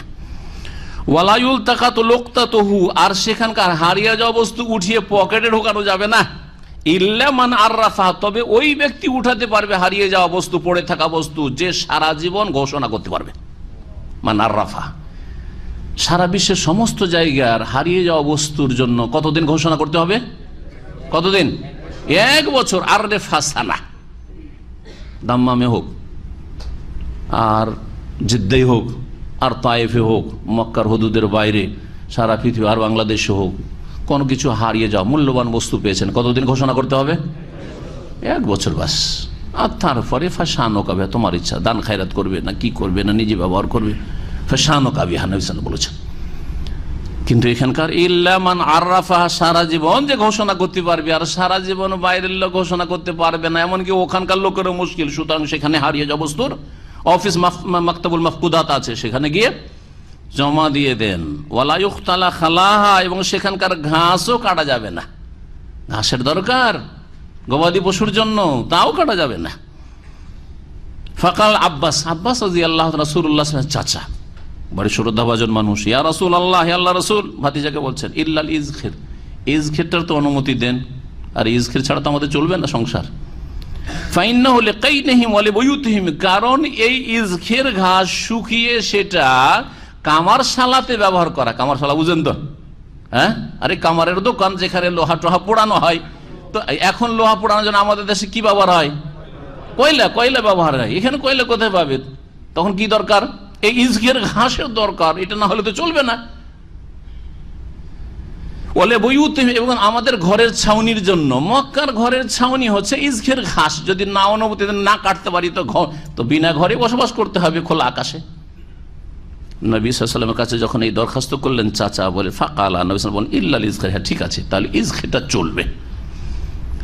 মনে রাখবেন এখানে মাসালা ভালো করে যায়, না হলে অস্পষ্ট থেকে যাবে। যদি মক্কায় নিজেই চাষাবাদ করেন, মক্কায় হারামের এলাকাতে কি করেছেন, নিজে চাষাবাদ করে ফসল করেছেন, আপনি লাগিয়েছেন, তাহলে কাটতে পারবেন। এই ক্ষেত্রে কাটতে পারবেন, অসুবিধা নেই। কোনগুলো তাহলে কাটা নিষেধ? যেগুলি মানুষের মেহনত ছাড়া এমনিতেই জন্মে গেছে, হ্যাঁ, ঘাস হোক অথবা অন্য কোনো গাছপালা হোক, এমনিতে জন্মায়, সেগুলি কাটা যাবে না, সেগুলি কাটা যাবে না। জি, এই মর্মে অনেকগুলি হাদিস রয়েছে, সময় স্বল্পতার জন্য একটি হাদিস যথেষ্ট, যে মক্কা হচ্ছে আল বালাদুল হারাম। জি, মহান আল্লাহ তারপর ইরশাদ করছেন, এখন হজের আয়াত দেখেন, ওয়ালিল্লাহি আলান নাসি হিজ্জুল বাইতি মান ইসতাতা ইলাইহি সাবিলা ওয়া মান কাফারা ফা ইন্নাল্লাহা গানিয়ুন আনিল আলামিন। এই আয়াত নম্বর 97। এই আয়াতের এই অংশটুকু দিয়ে মহান আল্লাহ বাইতুল্লাহর হজকে মুসলিম উম্মতের যারা এই শর্তগুলি হজের পুরা করতে পারবে তাদের উপর ফরজ করেছেন। হজ ফরজ করেছেন। হজ ফরজ করার আয়াত হচ্ছে এই আয়াত, ভালো করে মনে রাখবেন। মহান আল্লাহ বলছেন ওয়ালিল্লাহি, আল্লাহর জন্য। প্রথম শর্ত হচ্ছে হজ কার জন্য হইতে হবে? আল্লাহর জন্য, দুনিয়ার কোনো গরজে নয়। মানুষ বহু গরজে হজ করে, দেশের অনেক মানুষ হজ করে, এত টাকা পয়সা যদি হজ না করি তো সমাজের লোক কি বলবে, সুতরাং হজে সেজেছে, বুঝছেন না? আবার দেশে তো হাজি টাইটেলটা একটা বড় টাইটেল, তাই না? নামাজ সারা জীবন যদি তাহাজ্জুদও পড়ে, নামাজি বলে নামাজি ভাই, কেউ ডাকে নাকি? নামাজি সাহেব ডাকে তো বলবে যে ঠাট্টা মস্কারা করছে, ঠিক না? এটা বুঝে আবার যে নামাজি সাহেব বলে ডাকলে আমাকে কি উপহাস করা হয়। হাজি সাহেব, খুশির শেষ নাই। আরে বাপরে বাপ, বিশাল ব্যাপার, সব হাজি সাহেব হয়েছে। জাকাতি সাহেব জাকাত দিয়ে এসছে, আছে জাকাত প্রতি বছর দেয়, হজ তো জীবনে একবার করেছে, তারপরে জাকাতি সাহেব বলে ডাকা হয় না। প্রতি বছর 30টা করে রোজা রাখে, তারপরেও রোজাদার সাহেব ডাকে না। কালেমা সাহেব, কালেমা পড়ে, কালেমা সাহেব আছে, কিন্তু হাজি সাহেব এখানে বিদাতি কথা, বিদাতি ভাষা। হাজি সাহেব বলে খুশি হবেন না, মানা করবেন, নিষেধ করবেন হাজি বলতে। কোন কথা হলো যে হাজি সাহেব? জি, বলে হাজ হাজ হাজ, অর্থাৎ আরবের কিছু মেশরে আবার আছে, মেশরের ট্র্যাডিশনটা ভারত, বাংলাদেশ, পাকিস্তানের লোকেরা নিয়েছে, কথা বুঝছেন না? এই সুর সারগুলো ওখান থেকে নিয়েছে। তারপরে ওই কোরআন তেলাওয়াতের বিদাতে কোরআন তেলাওয়াত সাথে থামলে সাদাকাল্লাহুল আজিম বলতে হবে, এগুলো ওই মেশর থেকে নিয়েছে। যত খারাপগুলো মেশরতে, ভালোগুলো নেওয়ার তৌফিক হয়নি। এই হাজি নাম মেখুশি, সেই জন্য আবার হাজি নাম দিয়ে ব্যবসা ভালো চালানো যায়। যারা বিজনেসম্যান, হ্যাঁ, মানুষকে ধোকা দেওয়ার জন্য হাজি সাহেব হজ করে এসে মিথ্যা কথা বলতে পারে, হজ করে এসে স্বর্ণের ব্যবসা করে, হজ করে এসে হোলসেল ব্যবসা করে, সবাই বিশ্বাস করে। একটা কথা বলে দিলে সব বিশ্বাস করে। হজ করে এসে কত যে হারাম ব্যবসা করছে, কিন্তু হাজি সাহেব কি আর এই অন্যায় করতে পারে? জি, হাজি সাহেবকে আর মিথ্যা কথা বলতে পারে? এই হজ দিয়ে সে দুনিয়া ইনকাম করছে। প্রবাসীরা অনেকে দুনিয়ার গরজে হজ করে। এতদিন থাকলাম সৌদি আরবে, যদি হজ না করি গ্রামে গেলে কত যে প্রশ্নের সম্মুখীন হব। শ্বশুর বাড়ি গেলেও জিজ্ঞেস করবে হজটা করে এসছো কিনা, তিরস্কার খেতে হবে এখানে গিয়ে। হ্যাঁ, মালামত করবে, কি হজটা করে আসলে, এতদিন থেকে আসলে হতভাগা, আমরা হজ করার জন্য পেরেশান, তুমি হজটা করে আসতে বলে না। এই ভয়ে হজ করেছেন আপনি। জি হ্যাঁ, তাহলে ওয়ালিল্লাহে হয় নাই, ওয়ালিল্লাহে হয় নাই, আল্লাহর জন্য হজ করেন। ফরজ হয়েছে এই বছরই হজ করেন। টাকা আছে 7-8 হাজার, আর হয়ে যাচ্ছে টিকিট, অথবা 5,000 আছে, আর 5,000 আলহামদুলিল্লাহ একটা টিকিট পেয়ে গেছেন, হজের একটা বুকিং পেয়ে গেছেন, আপনার হজ ফরজ, ঋণ করজ নেই আপনার উপর। আর তারপরে আপনার পরিবারের যে 10 দিনের জন্য যাবেন তার খরচ খরচা মোটামুটি দিয়ে দিচ্ছেন। কার বাড়িতে এরকম 10-20 দিনের খরচ নেই? হজ ফরজ, কত লোকের উপর হজ ফরজ আছে। সুতরাং চিন্তা করুন এবং তাড়াতাড়ি হজ করে। যত বিলম্ব করছেন তত জটিলতা আসছে। 2005 সালে মাত্র 1,500-এ সহজভাবে হজ, বড় এর মধ্যে অনেক লোক ফ্রি। কত লোক যে ফ্রি হজ করেছে আল্লাহ ভালো জানে। জি হ্যাঁ, এর এখন সেই হজ 8-10 হাজার টাকাতেও চান্স পাওয়া যায় না। আল্লাহর জন্য হজ হইতে হবে। আলান্নাসে, ওই সব মানুষের ওপর, হিজ্জুল বাইতে, বাইতুল্লাহর হজ করা আবশ্যক, ফরজ, মানিস্তাতা ইলাইহি সাবিলা, যেই সব মানুষরা রাস্তার শক্তি সামর্থ্য রাখে, সাবিলের শক্তি সামর্থ্য রাখে।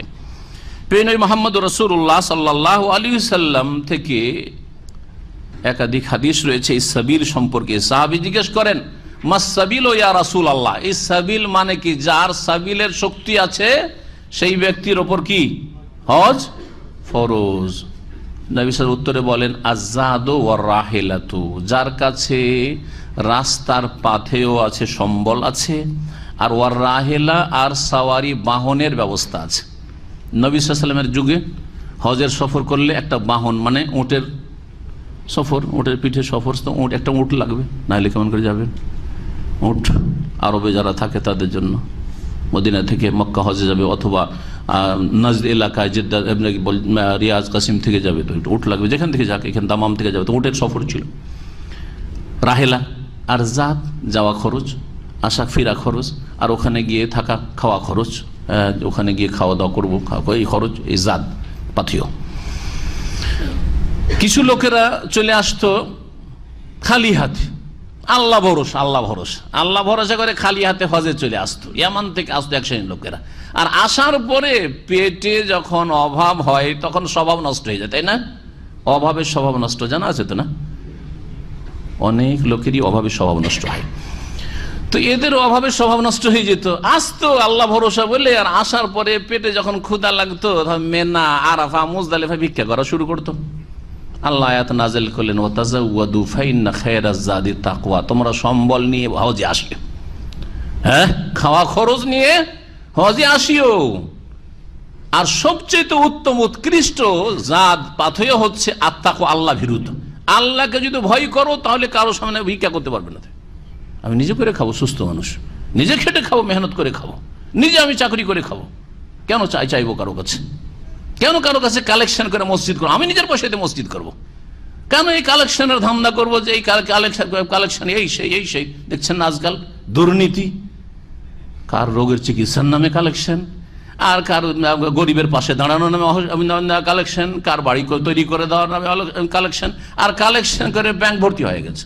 ব্যাংকে কত ব্যাংকে যে টাকা রেখেছে আল্লাহ জানে, ধরা খাচ্ছে। আলহামদুলিল্লাহ যারা ধরছে এদেরকে আল্লাহ তাদের জাযা খায়র দান করে। জি, এই ছিল আয়াত। ওয়ামান কাফারা, আল্লাহ বলছেন যে যারাই কুফরি করবে, যারাই কুফরি করবে।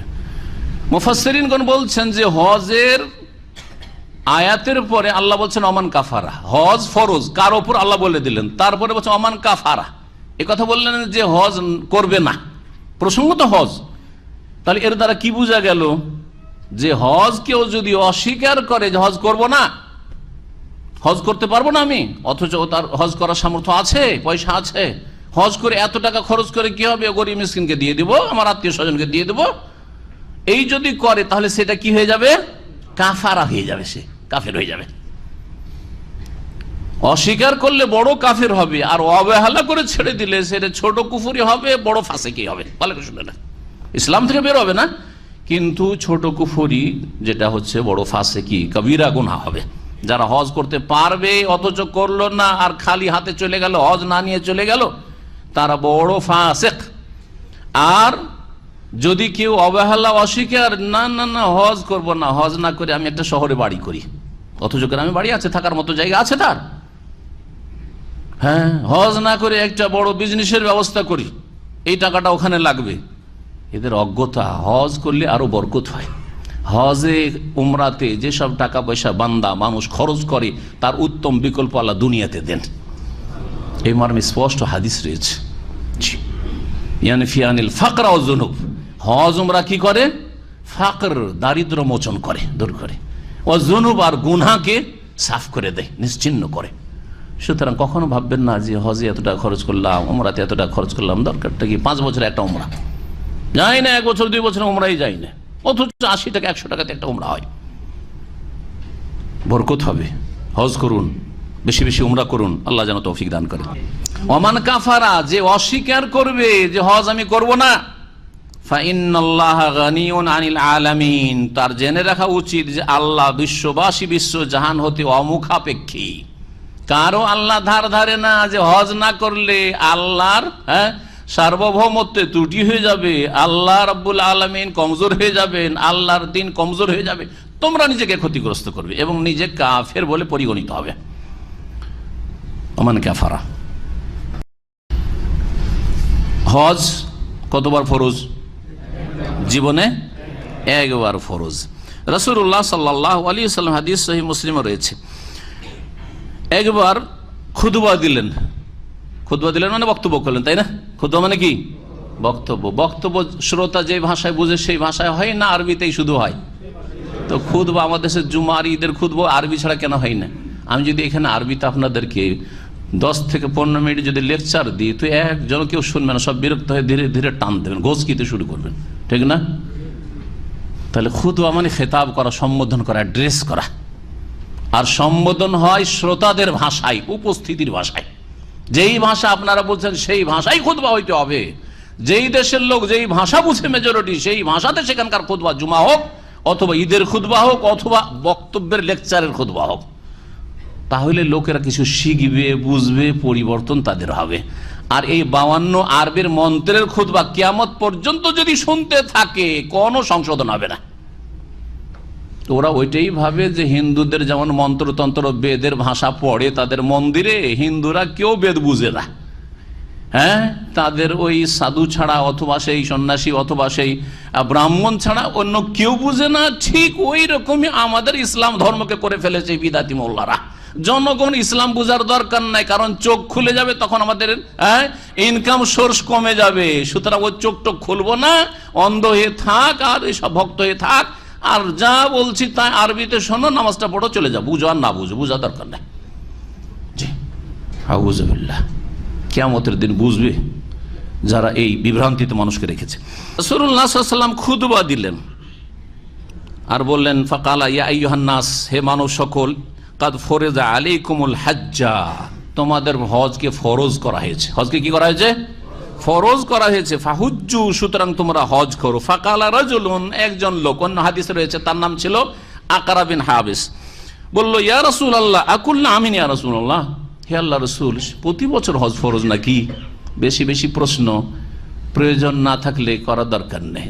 রাসূল যদি প্রতি বছর ফরজ হইতো তার নবী নিজেই বলে দিতেন, কিন্তু যখন বলেননি, অতিরিক্ত জিজ্ঞাসা পছন্দ করলেন না রাসূলুল্লাহ, ফাসাকাতা হাত্তা কালা, 3 বার করে ওই লোকটা বলতে আছে, নবী সাল্লাল্লাহু আলাইহি ওয়াসাল্লাম নীরব আছেন, জবাব দিচ্ছে না, তারপরেও বুঝছে না, ছিল বেদুইন, নিউ মুসলিম, বুঝে না। ফাকালা রাসূলুল্লাহ সাল্লাল্লাহু আলাইহি ওয়াসাল্লাম তৃতীয়বার ওর কথা শুনে বললেন, লাউ কুলতু নাম লা ওয়াজাবাত, আমি যদি হ্যাঁ বলে দিতাম তো অবশ্যই ফরজ হয়ে যেত। হ্যাঁ বলে দিলে ফরজ। ফরজ করা আল্লাহর কাজ না রাসূলের কাজ? সাল্লাল্লাহু আলাইহি ওয়াসাল্লাম আল্লাহর কাজ। তো নবী সাল্লাল্লাহু আলাইহি ওয়াসাল্লাম হ্যাঁ বলে দিলে কি করে ফরজ হইতে পারে? এর ব্যাখ্যা রয়েছে। একটি ব্যাখ্যা হচ্ছে যে রাসূলুল্লাহ সাল্লাল্লাহু আলাইহি ওয়াসাল্লাম আল্লাহর পক্ষ থেকে প্রেরিত, তাই না? তিনি রাসূল, আল্লাহর নিকটে রাসূলুল্লাহ সাল্লাল্লাহু আলাইহি ওয়াসাল্লামের বড় মর্যাদা আছে, আছে না নেই? রাসূলুল্লাহ সাল্লাল্লাহু আলাইহি ওয়াসাল্লাম যদি নিজের পক্ষ থেকে বলেই দিতেন হ্যাঁ, তার মর্যাদা রক্ষা করার জন্য আল্লাহ সেটাকে সাব্যস্ত রেখেই দিতেন। জি, যেমন আমরা বিভিন্ন প্রতিষ্ঠানে করি, কফিল তার general manager Bangladesh, general manager একটা সিদ্ধান্ত নিয়ে নিয়েছে যে অমুককে কি করে দিই, এক্সিট করে দিই, হ্যাঁ, অথবা অমুককে এক্সিটটাকে ক্যান্সেল করে দিই, না এক্সিট না, ওকে রাখবো। মালিক কিন্তু বলেছে এক্সিট করে দাও, বা মালিক কিছু তার সাধারণ আইন কানুন আছে, ওই আইন কানুনের আওতাতে ও এক্সিট পাওয়ার যোগ্য, কিন্তু ওকে রেখে দিল, সেই পার্সোনাল ম্যানেজার অথবা অন্য কোনো ম্যানেজার রেখে দিল। মালিক এসে, হ্যাঁ, এই ম্যানেজার যে রেখে দিয়েছে, যেটা পছন্দনীয় না হইলেও অনেক সময় কি করে, চলো তুমি যখন করে দিয়েছো তো আমি ওটাকে কি রাখলাম, সাব্যস্ত রাখলাম, করে না? করে না? কিসের জন্য? কারণ যদি তোমার এই সিদ্ধান্তের উল্টো আমি করি তো তোমার কি হবে, মানহানি হবে, মান সম্মান নষ্ট হবে, হবে না? হয় অপদস্থ হবে না?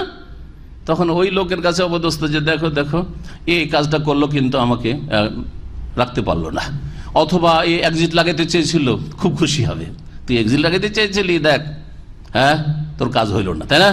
অপদস্থ হবে। তো আল্লাহ রাব্বুল আলামিন রাসূলুল্লাহ সাল্লাল্লাহু আলাইহি ওয়াসাল্লাম যদি বলেও দিতেন নিজের পক্ষ থেকে, তবু আল্লাহ ফরজ করে দিতেন, এটা একটা ব্যাখ্যা। আর আরেকটা হচ্ছে রাসূলুল্লাহ সাল্লাল্লাহু আলাইহি ওয়াসাল্লাম হ্যাঁ বলতেন তো ওহির মাধ্যমে হ্যাঁ বলতেন, আল্লাহর পক্ষ থেকে ওহি আসেনি, সেজন্য তিনি হ্যাঁ বলেননি। তারপরে বললেন যে ওয়ালাউ ওয়াজাবাত, আর যদি ফরজ হয়ে যেত, ওয়ালাম্মাস্তাতাতুম বা লামা কুমতুম বিহা, তাহলে প্রতি বছর হজ তোমরা কখনো করতে পারতে না, সম্ভব ছিল না। যাই হোক, হাদিস লম্বা আছে, আর ওইদিকে যাচ্ছে না, তাফসীরের দিকে আগে বাড়ে। মহান আল্লাহ তারপরে বলছেন, কুল ইয়া আহলাল কিতাব, হে আহলে কিতাব, লিমা তাকফুরুনা বিআয়াতিল্লাহ, তোমরা কেন আল্লাহর আয়াতসমূহকে অস্বীকার করছো, অমান্য করছো, ওয়াল্লাহু শাহিদুন আলা মা তা'মালুন, তোমরা যা কিছু করো সে সম্পর্কে আল্লাহ রাব্বুল আলামিন প্রত্যক্ষদর্শী বা সাক্ষী। কুল ইয়া আহলাল কিতাব, হে নবী আরো বলে দাও, হে কিতাবধারীগণ, লিমা তাসুদ্দুনা আন সাবিলিল্লাহ, আল্লাহর রাস্তায় চলতে কেন বাধা সৃষ্টি করছো, মান আমানা, যারা বিশ্বাসী তাদেরকে, মান আমানা এটা হচ্ছে মফউল, আরবি গ্রামার যারা বোঝেন, লিমা তাসুদ্দুনা আন সাবিলিল্লাহ মান আমানা, যারা ঈমান নিয়ে এসেছে, ইসলাম গ্রহণ করেছে তাদেরকে বা করছে, তাদেরকে আল্লাহর রাস্তায় চলতে কেন বাধা দান করছো?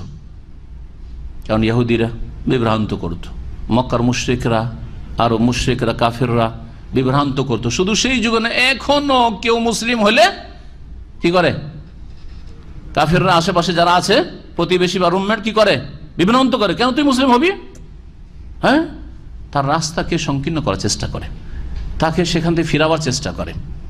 এমন কি মুসলিম সমাজের ফাসিক পাপীরা যদি কেউ নামাজি হয়ে যায়, বেনামাজি বানাবার জন্য চেষ্টা করে, রে কখন তুই মোতা হয়ে গেলি রে, হ্যাঁ, কখন তুই মুসল্লি হয়ে গেলি তুই, হ্যাঁ, এতদিন তো এইসব নামাজ টামাজ দেখিনি, কি ব্যাপার সবার তোর, হ্যাঁ, আস্তাগফিরুল্লাহ, এগুলি বলাই দুর্বল ইমান, নতুন নতুন নামাজটা ধরেছে নিউ মুসলিমের মতো, ও দেখবে যে ব্যাপার সবার খারাপ, সবাই শুধু ক্রিটিসাইজ করে, হ্যাঁ, বাদ দে, তাই না, বাদ দে। জি, আল্লাহ রাস্তায় বাধা সৃষ্টি করা শুধু কাফের করে না, মুসলিম সমাজে হাজার হাজার লোক বাধা সৃষ্টি করছে। দাড়ি নিয়ে চললে যদি কষ্ট দেয় দাড়ির কারণে, এটা আল্লাহ রাস্তায় চলতে বাধা সৃষ্টি করা। যেসব নেতারা অথবা নেতাদের যারা কর্মকর্তা রয়েছে প্রশাসনে, কেউ যদি শুধু দাড়ির জন্য তাকে হ্যাস্ত করে, তাহলে আল্লাহ রাস্তায় চলতে বাধা সৃষ্টি করা। ভালো করে মনে রাখেন, লিমা তাসুদ্দুনা আন সাবিলিল্লাহ, দুর্বল ইমানের হাজার হাজার লোক দাড়ি ছোট হয়ে গেছে, নয় দাড়ি সাফ করে ফেলেছে, চলে গেছে ওখানে, পরীক্ষা ফেল, ওগুলো দুনিয়া আখেরাতকে খারাপ করেছে, কিন্তু এই দুনিয়া আখেরাত তারাও খারাপ করেছে, আর তাদেরকে যারা খারাপ করেছে তারাও এর গুনার বোঝা, পাপের বোঝা উঠাবে আল্লাহর দিন। তাবগুনাহা এওয়াজা, সে আল্লাহর রাস্তায় বক্রপথ সন্ধান করছো, মানে আল্লাহর রাস্তাকে বাঁকা করার চেষ্টা করছো, অথবা আল্লাহর রাস্তা যেটা সেটা বাদ দিয়ে বাঁকা পথ মানুষকে দেখাবার চেষ্টা করছো, ভুল পথে পরিচালিত করছো। ও আনতুম শুহাদা, অথচ তোমরা হচ্ছ সাক্ষী, তোমরা হচ্ছ সাক্ষী। কেন আল্লাহ ইহুদিদেরকে সাক্ষী বললেন? কারণ ইহুদিদের তাওরাত ইনজিল সম্পর্কে জ্ঞান ছিল, আহলে কিতাবদের কাছে সেসব কিতাব ছিল যাতে নবী মুহাম্মদ সাল্লাল্লাহু আলাইহি ওয়াসাল্লামের ভবিষ্যৎবাণী ছিল, দিন ইসলাম সম্পর্কে ভবিষ্যৎবাণী ছিল। সেগুলি জানার পরেও ইসলাম গ্রহণে বাধা সৃষ্টি তারা করেছে। ওমাল্লাহু বিগাফিলিন আম্মা তা'মালুন, তোমরা যা কিছু করো তা থেকে আল্লাহ অনবহিত নন বা উদাসীন নন, আল্লাহ বেখবর নন, সব খবর রাখেন আল্লাহ। ইয়া আইয়ুহাল্লাযীনা আমানু, হে ঈমানদার লোকেরা, ইন তুতিউ ফারিকাম মিনাল্লাযীনা উতুল কিতাব, তোমরা যদি যাদেরকে কিতাব প্রদান করা হয়েছে আহলি কিতাব ইহুদি খ্রিস্টান, তাদের কোন এক দলের আনুগত্য করো। ফারিকান নাকের আল্লাহ বলেন, যে কোনো দলের, ব্যক্তির অথবা কোনো একটি গোষ্ঠীর, ইহুদি খ্রিস্টানদের যদি তাদের কথা মানো, তাদের কথা মানো। অনেক বাতিলের ক্ষেত্রে আজকের ইহুদি নাসারাদের কথা মতো চলা, ইহুদি নাসারারা তাদের সভ্যতা গ্রহণ করা, হ্যাঁ, তাদের সংস্কৃতি গ্রহণ করা, তাদের মতো বেশভূষা, তাদের মতো মুসলিম মহিলাদের পোশাক, পশ্চিমা দেশে বসবাস করে ওই সব দেশের পোশাক, ইহুদি নাসারাদের পোশাক গ্রহণ করেছে। জি হ্যাঁ, তোমরা যদি, আল্লাহ সতর্ক করছেন, কাফেরদের কোন একটি দলে যাদেরকে কিতাব দেওয়া হয়েছে ইহুদি খ্রিস্টান, তাদের কোন এক দলের কথা মানো, আনুগত্য করো, ইয়ারুদ্দুকুম বাদা ঈমানিকুম কাফিরিন, তোমাদের ভালো করবে না, তোমাদের ঈমান ইসলামের পরে তোমাদেরকে কাফের করে ফিরিয়ে দেবে, ফিরে আসবে তাদের থেকে, তাদের সমাজ থেকে, তাদের এলাকা থেকে কাফের হয়ে ফিরে আসবে, তাদের মজলিস থেকে কাফের হয়ে উঠে আসবে। সুতরাং খবরদার, তোমরা কাফেরদের, ইহুদি খ্রিস্টানদের অসৎ পরামর্শ নিও না, তাদের সংস্কৃতি সভ্যতা নিও না, তাদের কথায় প্রভাবিত হইও না। ওয়া কাইফা তাকফুরুন, আর কিভাবে তোমরা কুফরি করছো? কারো চাপে, কারো পরামর্শে না? তোমাদের দেশের সিলেবাস এইরকম হইতে হবে, এই সিলেবাস তোমাদেরকে সন্ত্রাস শিখাচ্ছে, সুতরাং সিলেবাসের সংশোধনী প্রয়োজন। এসব কাফেররা চাপ সৃষ্টি করছে। এসব কথা যদি মানো, তাহলে তোমাদেরকে ধীরে ধীরে ধীরে ছাড়বে না, কাফের বানিয়েই ছাড়বে। ওয়ালান তারদা আনকাল ইয়াহুদ ওয়ালান নাসার হাত্তা তাত্তাবি'a মিল্লাতাহুম, কিছু কিছু ডিসকাউন্ট দিতেই থাকলাম, ছেড়ে দেবে, যা কিছুটা ডিসকাউন্ট দিলে, দাড়িটা একটু ছোট করে দিলে মনে হয় আর কিছু বলবেন, হ্যাঁ, টাকনার নিচে কাপড়টা নামিয়ে দিলে মনে হয় আর কিছু বলবেন না, ছেড়ে দেবেন না। এই স্টেপ বাই স্টেপ মেয়েদের যদি, মহিলাদের, আমরা যেহেতু পশ্চিমা দেশে থাকছি, মাথাটা না ঢাকলে আর কিছু বলবে না। বোরখা আমরা নেকাব টেকাব করছি, সেই জন্য এই সমস্যাটা করছে। নেকাব যদি না লাগাই তাহলে আর কোনো অসুবিধা করবে না। তাদের সাথে হ্যান্ডশেক করে নি, হাতে হাত লাগিয়ে দিই আমাদের মহিলারা, তাহলে আর কিছু করবে না। তাদের সাথে যদি কলকারখানায় আমাদের মহিলারা চাকরি করে তাহলে কিছু বলবে না। হ্যাঁ, তাদের মতো সহশিক্ষা আমরাও যদি চালু করে দিই তাহলে আর কিছু বলবে না। না, অতক্ষণ পর্যন্ত তারা রাজি হবে না, হাত্তা তাত্তাবি'a মিল্লাতাহুম, যতক্ষণ পর্যন্ত তোমরা তাদের ধর্মের, বাতিল ধর্মের অনুসারী হয়ে ইহুদি নাসারা না হয়ে যাবে। ছেড়ে দেবে না, ধাপে ধাপে টানতে টানতে পুরা তোমাকে কাফের বানিয়ে ফেলবে। সতর্ক করেছে আল্লাহ রাব্বুল আলামিন। ওয়া কাইফা তাকফুরুন, কিভাবে তোমরা কুফরি করছো অথচ তোমাদের কাছে হক মজুদ রয়েছে। ওয়া আনতুম তুতলা আলাইকুম আয়াতুল্লাহ, তোমরা তো এমন মুসলিম জাতি, তোমাদের সামনে আল্লাহর আয়াত সমূহ পাঠ করে শোনানো হচ্ছে, কোরআন এবং হাদিসের দলিল পেশ করা হচ্ছে, তোমাদেরকে রাস্তা দেখানো হচ্ছে, তোমাদেরকে হেদায়েত করানো হচ্ছে। তোমাদের বাড়িতে বাড়িতে কোরআনে কারীম রয়েছে, কোরআনে তাফসীর রয়েছে, তোমাদের সমাজে ইসলাম রয়েছে, ইসলামের শিক্ষা রয়েছে, মাদ্রাসা রয়েছে, মসজিদ রয়েছে। অফিকুম রাসূলু, আর বিশেষ করে নবী সাল্লাল্লাহু আলাইহি ওয়াসাল্লামের জীবদ্দশায় তোমাদের মাঝে রাসূল সাল্লাল্লাহু আলাইহি ওয়াসাল্লাম বিদ্যমান রয়েছেন, ওদের কথা শুনবে। কাফেরদের কথা, অমাইয়াতাসাম বিল্লাহ, সুতরাং শুনে রাখো, যারা আল্লাহকে দৃঢ়ভাবে ধারণ করবে, অমাইয়াতাস বিল্লাহ, আল্লাহকে মজবুত করে ধরা মানে আল্লাহর দিনকে আঁকড়ে ধরা, কোরআনই জীবন গড়া, সুন্নাহর জীবন গড়া, নবী সাল্লাল্লাহু আলাইহি ওয়াসাল্লামের আদর্শে বিশ্বাসী, শুধু বিশ্বাসী নয়, ফলো করে চলবে জীবন পত্রিকাতে। ওয়ামাইয়াতাসাম বিল্লাহ, যারা আল্লাহকে দৃঢ়ভাবে ধরবে, ফাকাদ হুদিয়া ইলা সিরাতি মুস্তাকিম, নিশ্চয়ই তাদেরকে সরল পথের রাস্তা দেখানো হবে। তাহলে সরল পথের রাস্তা যদি পেতে হয়, যেটা জান্নাতের পথ, যার গন্তব্য স্থান শেষ প্রান্তে রয়েছে জান্নাহ, তাহলে অবশ্যই আল্লাহর দিনকে আঁকড়ে ধরতে হবে। মহান আল্লাহ তারপরে ইরশাদ করছেন, ইয়া আইয়ুহাল্লাযীনা আমানুত্তাকুল্লাহা হাক্কা তুকাতিহি ওয়া লা তামুতুন্না ইল্লা ওয়া আনতুম মুসলিমুন। হে মুমিন সকল, তোমরা আল্লাহকে ভয় করো, ইত্তাকুল্লাহ, আল্লাহকে ভয় করো, হাক্কা তুকাতিহি, যথার্থভাবে। ভয় করা মানে শুধু নামে মাত্র ভয় করা নেই, আল্লাহর ভয় আছে আমাদের অন্তরে, কিন্তু কোনো পাপ থেকে বাঁচেন না। যা পাপ আসে সবই দেখেন, সবই শুনেন, সবই করেন। হ্যাঁ, হারাম খান, ওখানেও ভয় লাগে না আল্লাহকে বলে যে আল্লাহ ধরবেন। আর হারাম দেখছেন, নোংরা ছবি দেখছেন, তাও ভয় লাগে না যে সংশোধন করি এইরকমটা না হই। হারাম কথা বলছেন, কাবিরা গুনাহ করছেন, তাও ভয় লাগে না। গীবত করছেন, ভয় লাগে না। চুগলখড়ি করছেন, ভয় লাগে না। মিথ্যা কথা বলছেন, ভয় লাগে না।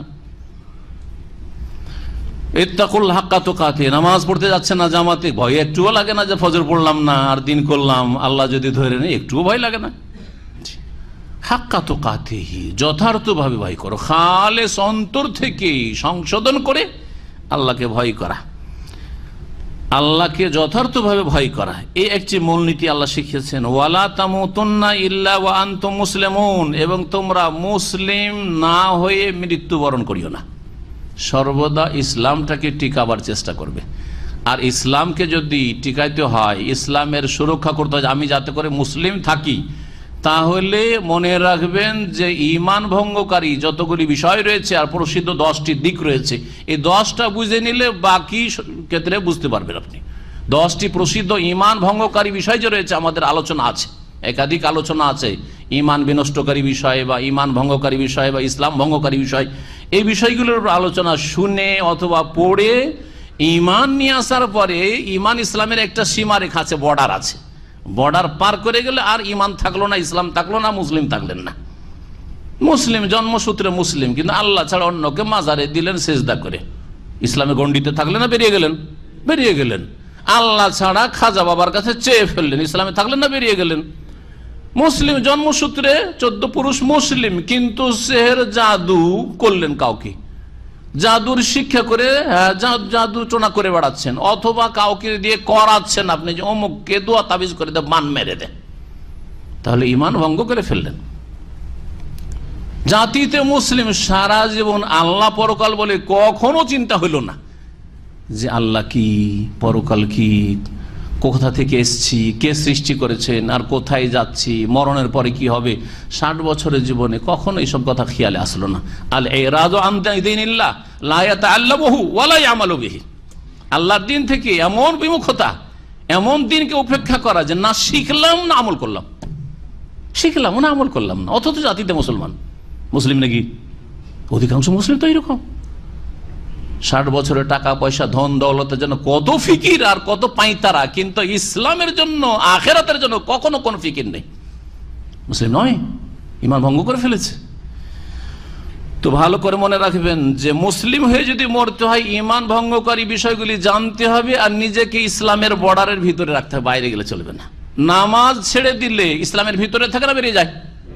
বেরিয়ে যায়। তাহলে একবার যখন নামাজ ছেড়ে দিলেন, আপনি আসরের নামাজ ছেড়ে সূর্য ডুবিয়ে দিলেন, ইসলাম থেকে বাইরে চলে গেলেন। ফজরের নামাজ ছেড়ে দিয়ে সূর্য উঠিয়ে দিলেন, ইসলামের বাইরে চলে গেলেন। ঢুকেন, তাড়াতাড়ি ঢুকেন তওবা করে, নিউ মুসলিমের মতো, আর না হলে গেলেন আপনি, আবার ঢুকেন, তওবা করেন, আর এরকম হবে না। আর বলবেন যে আমি উঠতেই পারি না, দুনিয়ার কাজে কি করে উঠতে পারে, জাগতে পারে, এই কথা চলবেন আল্লাহর কাছে। আল্লাহ বলবেন যে বাকি কাজগুলোতে জাগতে পারতি না, ডিউটির জন্য তো ঠিকই জাগতে পারতি, কিন্তু এর জন্য পারি না, এটা চলবে আল্লাহর কাছে? কখনো চলবে না। সত্যিকার মুসলিম হয়ে যদি মওত কারো হয়, তাহলে অবশ্যই জান্নাত পাবে। সত্যিকার মুসলিম ওই ব্যক্তি যার মধ্যে আল্লাহ ভীরুতা আছে। এই জন্য জান্নাত আল্লাহ বলেছেন কার জন্য? মুত্তাকিনদের জন্য। তিলকাল জান্নাতুল্লাতী নুরিসু মিন ইবাদিনা মান কানা তাকিয়া, যে মুত্তাকি তার জন্য জান্নাত রয়েছে। জি, উইদ্দাত লিল মুত্তাকিন, জান্নাত প্রস্তুত রাখা হয়েছে আল্লাহ ভীরুদের জন্য। যারা আল্লাহর ভয়ে বা পাপ থেকে বাঁচতে চায়, আল্লাহর ভয়ে ফরজ ওয়াজিবের হেফাজত করতে চায়, চেষ্টা চালিয়ে যাচ্ছে, তার জন্য জান্নাত। এ হচ্ছে দ্বিতীয় বিষয়, যে ইসলামের ওপর থাকতে হবে, যথার্থভাবে আল্লাহকে ভয় করতে। দুটি মূলনীতি। তৃতীয় মূলনীতি, ওয়াতাসিমু বিহাবলিল্লাহি জামিআ, আল্লাহ রশিকে সকলেই আঁকড়ে ধরো। আল্লাহ রশিকে সঙ্গবদ্ধভাবে, জামিয়ান সঙ্গবদ্ধভাবে একসাথে সকলে আল্লাহ রশিকে, আল্লাহ রজ্জুকে মজবুত করে ধারণ করা। ইতিসাম বিহাবলিল্লাহ, আল্লাহ রশি। আল্লাহ রশি বলতে কোরআনে কারীমকে বোঝানো হয়েছে, মুফাসসিরিনগণ বলেছেন। কেউ কেউ বলে আল্লাহ রশি মানে আল্লাহর দিন, ইসলাম, ইন্নাদ-দীনা ইনদাল্লাহিল ইসলাম, একই কথা। কোরআন মানে ইসলাম, ইসলাম মানে কোরআন। যে কোরআন মানলো সে ইসলাম মানলো, যে ইসলাম মানলো সেই কোরআন মানলো। হ্যাঁ, জি হ্যাঁ। তো আল্লাহ রশিকে মজবুত করে ধরতে হবে, মানে এই কোরআনে কারীমকে মজবুত করে ধরতে হবে। কোরআনে কারীমের শুরু থেকে শেষ পর্যন্ত এক একটি হুকুম, আকাম, বিধি বিধান জীবনের প্রতিটি ক্ষেত্রে প্রতিফলিত হইতে হবে। কোরআনের জীবন, ইসলামের প্রত্যেকটি বিষয়কে মানার জন্য আপ্রাণ চেষ্টা করতে হবে। ফরজ ওয়াজিবের হেফাজত, হারাম নাজায়েজ থেকে বেঁচে থাকা, এই হচ্ছে আল্লাহ রশিকে মজবুত করে ধারণ করা সঙ্গবদ্ধভাবে। আর এই মূলনীতির ক্ষেত্রে বিভক্তি থেকে বেঁচে থাকা। ওয়ালা তাফাররাকু, তোমরা বিচ্ছিন্ন হয়ে যেও না, তোমরা বিভক্তি সৃষ্টি করিও না। জি, ধর্মের নামে বিভক্তি, রাজনীতির নামে বিভক্তি, দলের শেষ নেই। আর দুনিয়ার গরজে, শত্রুতা, বিভিন্ন রকম কারণে, পারিবারিক সমস্যা নিয়ে বিভক্তি। জি, একই গ্রামের লোকের মাঝে লড়াই কি নিয়ে? পারিবারিক সমস্যা, টাকা পয়সার সমস্যা, জমি জায়গার ঝগড়া, এগুলো তো আছে। রাজনৈতিক ঝগড়া আরো কত রকমের, আর ধর্মীয় ঝগড়া তো এর উপরে। কেউ এই আকিদা রাখে, কেউ আকিদা, কেউ এই আকিদা রাখে। নিজের আকিদাকে শুধু শক্তিশালী করতে চায়, কোরআন সুন্নাহর দিকে ফিরে আসতে চায় না, হাবলুল্লাহর দিকে ফিরে আসতে চায় না, হবে না। আল্লাহ রাব্বুল আলামিন এই আয়াতে ঐক্যের ডাক দিয়েছেন। ওয়াতাসিমু বিহাবলি, ঐক্যের ডাক দিয়েছেন। ঐক্য কিসের মাধ্যমে হবে? আল্লাহ বলে দিয়েছেন আল্লাহকে ভয় করতে হবে যথার্থভাবে, আল্লাহর ভয়, তাকওয়া লাগবে। 2 নম্বর হচ্ছে মুসলিম জীবন আপনার হইতে হবে, সত্যিকার অর্থে মুসলিম হইতে হবে, আল্লাহর দ্বীনের সামনে আত্মসমর্পণ করতে হবে। আর কোরআন সুন্নাহকে মজবুত করে ধরতে হবে, কোরআন সুন্নাহকে মজবুত করে ধরতে হবে, তাহলেই ঐক্য আসবে। ওয়ালা তাফাররাকু, বিচ্ছিন্নতা সৃষ্টি করিও না। মাসলা মাসাইলে যদি ইখতিলাফ থাকে, তার মানে এই নয় যে দল পাকাবেন। যারা আজকাল দল পাকাপাকি করছে আর মাদ্রাসা পড়া হুজুর, তারা সাহাবায়ে কেরামদের ইখতিলাফ দিয়ে নিজের এই ছিন্ন ভিন্ন হওয়াটাকে বৈধ করার চেষ্টা করে। আর জাল হাদিস পেশ করে ইখতিলাফ উম্মতি রাহমাতুন, এই উম্মতের নাকি দলাদলি করাটা রহমত। এই উম্মতের দলাদলি করা রহমত না, রহমত না আযাব। রহমত না কি? আযাব। যদি জানতে হয় সূরা হুদ আয়াত নম্বর 118 19 পড়ে নেন। জাল হাদিস মানবেন না কোরআনের আয়াত মানবেন? যেই হাদিস সম্পর্কে সমস্ত মুহাদ্দিসরা বলেছেন, কেউ দ্বিমত করেনি, যেটি হচ্ছে জাল, মিথ্যা কথা। আমার উম্মতের ইখতিলাফ করা রহমত নয়, এটি জাল, মিথ্যা কথা। আর কোরআনে কারীম তো জানাই আছে, ওমান আসদাকু মিনাল্লাহি হাদিস, আল্লাহর চাইতে কে বেশি সত্য কথা বলেছে আর বলতে পারে, ঠিক না? আল্লাহ কি বলছেন শুনেন, ওয়ালা ইয়াজালুনা মুখতালিফিন, মানব জাতি সর্বদা মতবিরোধ করতে থাকবে, ইখতিলাফ করতে থাকবে, দলাদলি করতে থাকবে। ইল্লা মান রাহিমা রাব্বুক, তবে হে নবী, তোমার রব যার উপর দয়া করবেন তারা ইখতিলাফ করবে না, তারা দলাদলি করবে না। তাহলে যারা দলাদলি করে তারা রহমতের কাজ করে না, যারা দলাদলি করবে না তারা রহমতের কাজ করে। যারা দলাদলি করবে না, এক হতে চায় কোরআন সুন্নাহর ভিত্তিতে, তাওহীদের ভিত্তিতে, নবীর আদর্শের ভিত্তিতে, তারা মান রাহিমা রাব্বুক, তারা হচ্ছে যাদের উপর রব রহম করেছেন।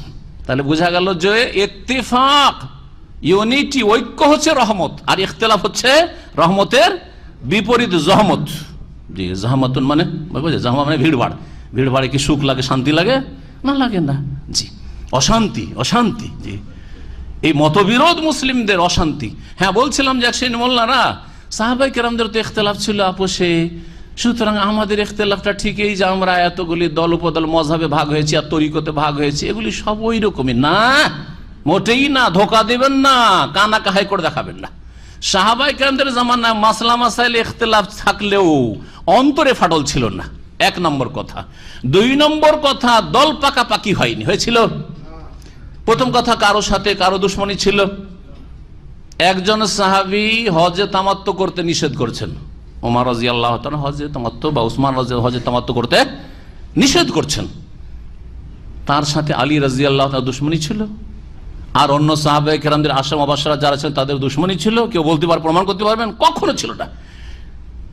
যেটা হারাম কাজ আজকে, যে এই বিভিন্ন দলের হওয়ার কারণে এক দলের লোক আর এক দলের সাথে বিদ্বেষ, শত্রুতা, দুশ্মনী রাখে। এমন দুশ্মনী যে কাফের সাথে ওই দুশ্মনী নেই। কাফের নামাজ না পড়লে কিচ্ছু বলবে না, কলমা না পড়লে কিছু বলবে না, তার অধিকার ওইটা আছে, ঠিক। হ্যাঁ, এই অধিকারটা বুঝতে পারলেন যে লাইক রাফিদ্দিন।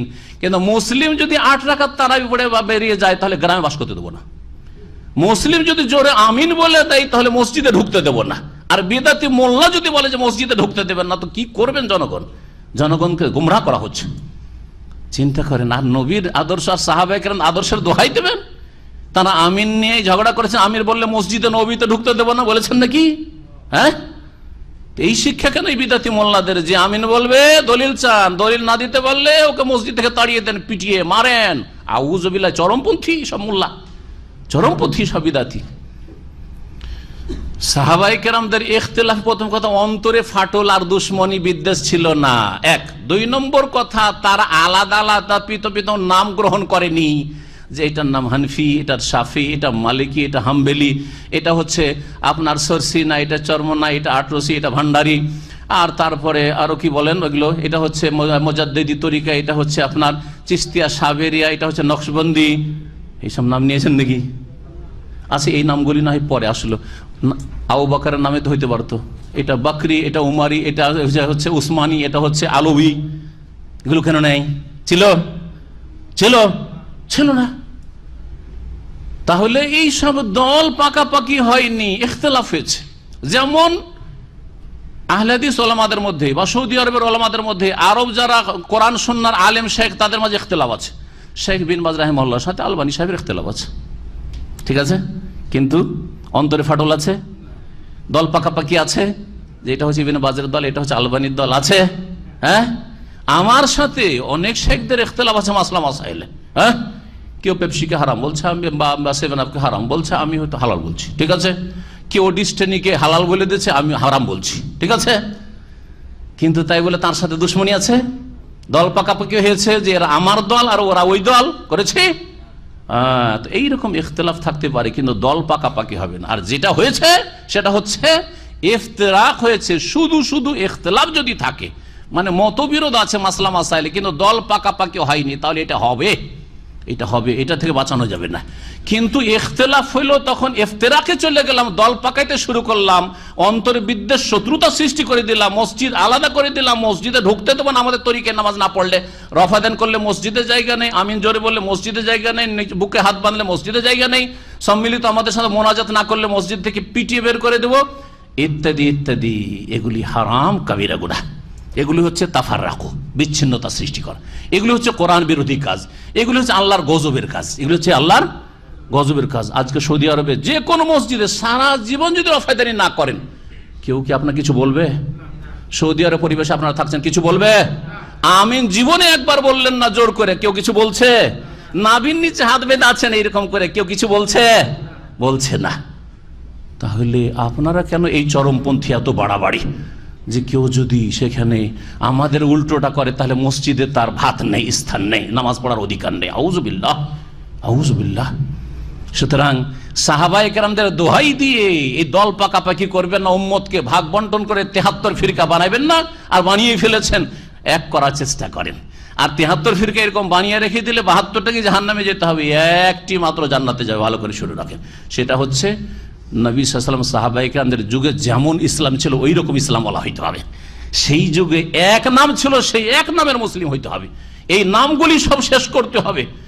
আর যদি বলে যে আপনারা কেন নাম রাখছেন, আগে আপনারা নামগুলি ডিলিট করেন, আমরাও সাথে সাথে ডিলিট করে দেবো। কথা ভালো করে মনে রাখবেন। অনেকে বলে যে আপনারা কেন নাম রাখছেন, বাতিল ভেজালের মাঝে নাম না রাখলে বোঝা যাবে না, সেই জন্য এই নামকে ফরজও মনে করি না, এই নামকে ওয়াজিব সুন্নত মনে করি না, এই নামকে জায়েজ মনে করি, নিজেকে পরিচিত করার জন্য যে আমরা কোরআন সুন্নাহর অনুসারী। আপনারা এই ভুল নামগুলি ডিলিট করে দেন, আমরা সাথে সাথে ডিলিট করে দিচ্ছি। কুল্লুনা মুসলিমিন, আমরা সকলেই মুসলিম। ওয়াসাম্মাকুমুল মুসলিমিনা মিন ক্বাবলু ওয়া ফি হাযা। মহান আল্লাহ ইরশাদ করছেন, ঐক্য নিয়ে আসতে হবে। ওয়ালা তাফাররাকু, বিচ্ছিন্নতা সৃষ্টি করিও না। ওয়াজকুরু নি'মাতাল্লাহি আলাইকুম, তোমাদের উপর যে আল্লাহর অনুগ্রহ রয়েছে, সেই অনুগ্রহ নিয়ামতকে স্মরণ করো। ইয কুনতুম আদা, তোমরা যখন পরস্পর শত্রু ছিলে। স্মরণ করাচ্ছেন সেই মদিনার ইতিহাস। আনসারদেরকে, মুহাজিরিনদেরকে, আনসারদের দুটো বংশ ছিল। এই বংশগুলির নাম কি কে বলবেন? আওস এবং খাজরাজ। আওস আর খাজরাজ এই দুটো গোত্রে জাহিলিয়াতের যুগে একটা পানি নিয়ে ঝগড়া শুরু হয়। একটা পানি দিতে হয়, পানি নিয়ে ঝগড়া।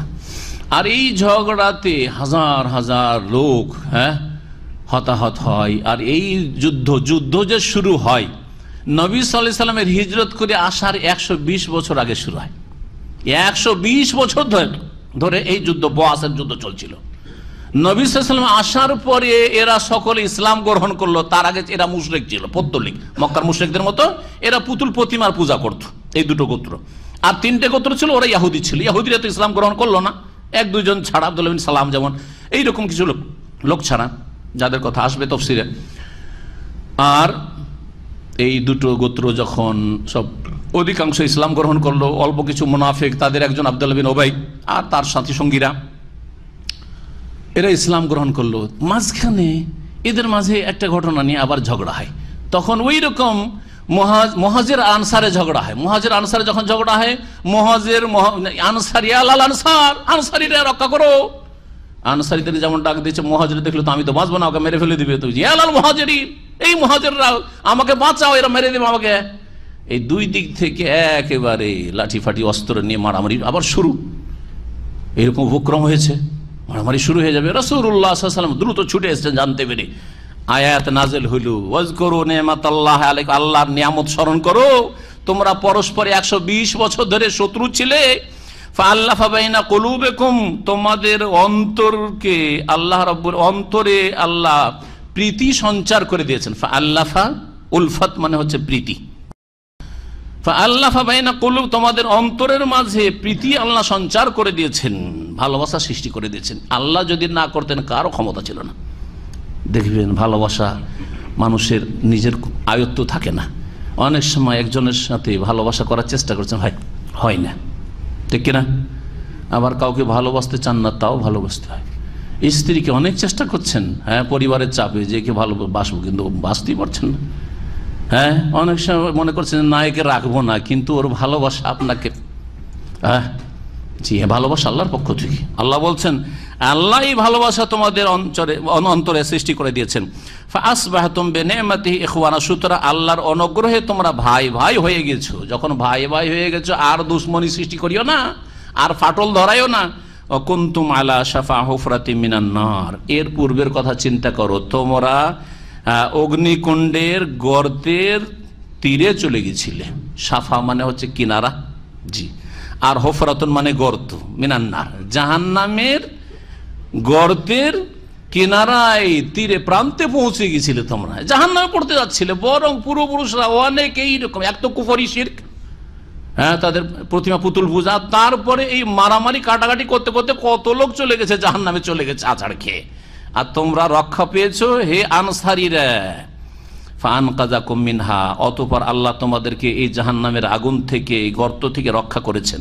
কাযালিকা ইউবাইয়িনুল্লাহু লাকুম আয়াতি, এইভাবে আল্লাহ রাব্বুল আলামিন তোমাদের জন্য তার আয়াতসমূহকে বিস্তারিত বর্ণনা করেন। লাআল্লাকুম তাহতাদুন, যাতে করে তোমরা সঠিক পথ প্রাপ্ত হও। এই ছিল আয়াত, যেই আয়াতে আল্লাহ রাব্বুল আলামিন ঐক্যের দাওয়াত দিয়েছেন। আর ঐক্যের জন্য মূলনীতি বললাম, আবার বলছি, তাকওয়া, আল্লাহকে ভয় করতে হবে, আল্লাহকে ভয় করতে। তাকওয়া সম্পর্কে আমাদের বিস্তারিত একটা আলোচনা আছে, সেই আলোচনাগুলিতে বিস্তারিত শুনে নেবেন। এখানে আর বিস্তারিত বেশি কিছু বলছি না।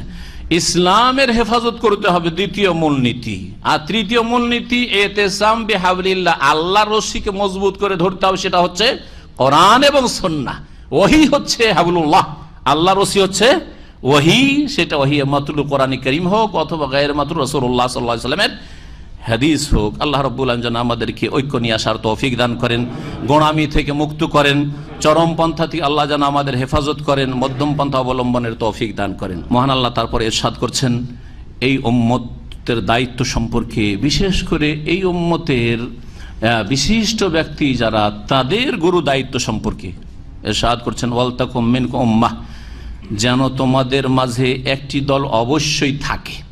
ওয়ালতাকুম মিনকুম উম্মাহ, হে মুসলিম জাতি, তোমাদের মাঝে একটি গোষ্ঠী যেন অবশ্যই এইরকম হয়। ইয়াদউনা ইলাল খায়র, যারা কল্যাণের দিকে মানুষকে ডাক দেবে। এক কাজ, ভালো কাজের দিকে কি করতে হবে? ডাকতে হবে। দাওয়া ইলাল খায়র, ভালো কাজ। ভালো কাজ হচ্ছে তাওহীদের কথা, ভালো কাজ হচ্ছে সুন্নাহর কথা, ভালো কাজ হচ্ছে শিরক আর বিদআতের বিরুদ্ধে বলা। এগুলো হচ্ছে সবচেয়ে ভালো কাজ। প্রথমে এখান থেকে শুরু করতে হবে। ভালো কাজ হচ্ছে সালাত নামাজের জন্য ডাকা, ভালো কাজ হচ্ছে ফরজ ওয়াজিবের জন্য ডাকা, ভালো কাজ হচ্ছে হারাম নাজায়েজ বিরত রাখার জন্য আহ্বান করা, ভালো কাজ হচ্ছে হাইয়া আলাস সালাহ হাইয়া আলাল ফালাহ বলা। কেউ যদি বলে ভাই চলেন আমি নামাজে যাচ্ছি, চলেন, রুমমেট বলে চলেন নামাজের জন্য, এইটা হচ্ছে ওর দায়িত্ব। আপনাকে বলে কষ্ট দেয়নি, আপনার হিতাকাঙ্ক্ষী সে, তার কদর করুন আপনি। আল্লাহ রাব্বুল আলামিন প্রত্যেককে দায়িত্ব দিয়েছেন এই দায়িত্ব। ইয়াদউনা ইলাল খায়র, বিশেষ করে একটি দল হইতে হবে যারা কল্যাণের দিকে আহ্বান করবে। ইয়ামুরুনা বিল মারুফ, আর ভালো কাজের নির্দেশ দেবে। ওয়ায়ানহাউনা আনিল মুনকার, অন্যায় কাজে বাধা দেবে। ওয়া উলাইকা হুমুল মুফলিহুন, আর ওরাই হচ্ছে সার্বিক সফল কাম, সার্বিক ক্ষেত্রে সফল কাম। তাহলে সার্বিক ক্ষেত্রে সফলতা যদি লাভ করতে হয়, মুসলিম উম্মাহকে একটি দল অবশ্যই থাকতে হবে যাদের বৈশিষ্ট্য হবে আর দাওয়া ইলাল খায়র, আমর বিল মারুফ আর নাহি আনিল মুনকার। এই কাজগুলি হইতে হবে, এই কাজগুলি হইতে হবে। এইটা প্রত্যেকটা বাড়ির ওপর ভাগ করে দেন। তাহলে প্রত্যেকটা বাড়িতে পরিবারে 5 ভাই যদি থাকে, 1 ভাইকে ভালো দিনের আলেম বানান। সবগুলিকে যদি নাও বানাইতে পারেন, হ্যাঁ সবগুলি ভালো আলেম হবে এটাও সম্ভব না, চেষ্টা করলেও অনেক সময় ব্যর্থ হবে, সবাই ভালো আলেম হবে না। একজনকে ভালো আলেম ভালো দায়ী বানান, হ্যাঁ, তাহলে বাড়িটাকে কি করবে? আলোকিত করবে। একটা পরিবারের উপর ভাগ করে দেন, হ্যাঁ, বা একটা পরিবার তো বললাম, একটা সমাজ একটা গ্রামের উপর ভাগ করে দেন। প্রত্যেক গ্রামে 2-4 জন আলেম হইতে হবে। যদি প্রতিটি বাড়িতে সম্ভব না হয়, প্রত্যেক গ্রামে 2-1 জন ভালো আলেম দায়ী হইতে হবে দিনের, তাহলে অন্ধকারে থাকবে না এই গ্রামটি। প্রত্যেক ডিস্ট্রিক্টে কয়েক শত দিনের আলেমে দিন, কোরআন সুন্নাহর আলেম এবং দায়ী হইতে হবে। ইয়াদউনা ইলাল খায়র ওয়া ইয়ামুরুনা বিল মারুফ ওয়া ইয়ানহাউল মুনকার। শুধু মাদ্রাসা পড়া নয়, বরং যারা নেতৃস্থানীয় ব্যক্তি, চেয়ারম্যান, এমপি, আরো প্রভাবশালী, যাদের কথায় অনেক লোক উঠে বসে, তাদেরকে এই কাজগুলি করতে হবে, কারণ তাদের দ্বারা বেশি কাজ হবে। তাদের কথা লোকেরা বেশি শুনবে, গরিব আলেমের কথা শুনবে না। আলেমের আবার যদি পয়সা থাকে, হ্যাঁ, পকেট গরম থাকে, তাহলে একটু শুনবে। হ্যাঁ, আলেমের যদি এরকম প্রভাব থাকে সমাজে, তার দ্বারা কিছু কাজ হবে। সুতরাং তার ওপর দায়িত্ব বেশি। যাকে যত বেশি আল্লাহ সম্মানিত করেছে, তার দায়িত্ব বেশি তত আল্লাহ দিয়েছেন। আল্লাহ যেন আমাদেরকে ঠিকভাবে নিজ নিজ দায়িত্ব পালনে তৌফিক দান করেন। সফলতা লাভ করলে তাহলে এই কাজগুলি করতে হবে। ওয়ালা তাকুনু কাল্লাযিনা তাফাররাকু, আর ওদের মতো হয়ে যেও না যারা বিচ্ছিন্নতা সৃষ্টি করেছে। তাফাররাকু ওয়াখতালাফু, এবং তারা মতবিরোধ করেছে। মিন বাদে মা জাআহুমুল বায়্যিনাত, তাদের কাছে সুস্পষ্ট দলিল প্রমাণ কোরআন সুন্নাহ আসার পরেও। কোরআন সুন্নাহ জনগণের কাছে ক্লিয়ার না আসতে পারে, কিন্তু মাদ্রাসা পড়া লোকদের কাছে আসে নাই। তারা কোরআনের তাফসীর পড়ে নাই, রাসূল সাল্লাল্লাহু আলাইহি ওয়াসাল্লাম হাদিস পড়ে না, তারা বুখারী, মুসলিম, আবু দাউদ, নাসাই, তিরমিজি পড়া হয় না তাদের সামনে। আরবি ভাষা মাদ্রাসা পড়ো আলেমরা বুঝে না, তো তাদের কাছে কিন্তু জাআহুমুল বায়্যিনাত, সুস্পষ্ট দলিল প্রমাণ চলে এসেছে। তারপরেও যদি তারা বলে যে সবটাই ঠিক, আবার আশ্চর্য হবেন আপনি, বলে যে 4টাই ঠিক, 4 মযহাবই ঠিক, ঠিক না? বলে না, বলে না 4 মযহাব হক, মানে না, মৌখিক কথা, এটা বাস্তবে নয়। কিন্তু কেমন করে তা শুনেন, 4টাই ঠিক, তাহলে হানাফি মযহাবে আস্তে আমিন, তাই না? হানাফি মযহাবে রফায়ে দানি নেই, হানাফি মযহাবে নাভির নিচে হাত, কিন্তু শাফি মযহাবে সবগুলি আছে, রফায়ে দান আছে, আমিন জোরে আছে, আর বুকে হাত বাঁধা আছে। তো আপনার মসজিদ, আপনি একটু আগে বললেন যে 4টাই হক, তো আপনার মসজিদ যদি আপনার পিছনে শাফেই কেউ পড়ে, অথবা আপনার ইমামে কেউ শাফেই পড়ে, আর ওই শাফি মাসআলা করে আমল করে, তো মসজিদ থেকে বের করার হুকুম কেন দিচ্ছেন? কত বড় জুলম, অত্যাচার! বুঝতে পারছেন না? তাহলে মুখে বলছেন 4টা হক, কিন্তু কাজের বেলা বলছেন না, আমরা যেটা করি সেটা ছাড়ার হক পৃথিবীতে নাই। জি হ্যাঁ, কারো বসবাসের স্থান নেই, হ্যাঁ, কাউকে বেঁচে থাকার অধিকার নেই, আমাদেরটা ছাড়া বেঁচে থাকার অধিকার নেই। সুবহানাল্লাহ, আশ্চর্য হয়ে যাবেন আপনি এদের চরিত্র। আল্লাহ বলছেন ওদের মতো হয়ে যেও না। কাদের মতো? যারা কি করেছে? বিচ্ছিন্নতা সৃষ্টি করেছে এবং তাদের কাছে সুস্পষ্ট দলিল প্রমাণ আসার পরে মতবিরোধ করেছে। কাদের দিকে ইঙ্গিত করা হয়েছে বলতে পারেন? এই দিয়ে কাকে বোঝানো হয়েছে কোরআনে কারিমে 1400 বছর আগে? ইহুদি খ্রিস্টানদের দিকে। ইহুদি খ্রিস্টানরা তাফাররাকু ওয়াখতালাফু, তার বিচ্ছিন্নতা সৃষ্টি করেছে এবং মতবিরোধ সৃষ্টি করেছে ধর্মের নামে। আর তারা ইহুদিরা 71 ফিরকায় জন্ম দিয়েছে, আর খ্রিস্টানরা 72 ভাগে বিভক্ত হয়েছে। তোমরা 73 ভাগে বিভক্ত হইও না, কিন্তু হবে, তারপর হবে। নবী নিষেধ করার পরেও তোমরা হবে, তাই হয়েছে। হয়েছে না হয় নাই?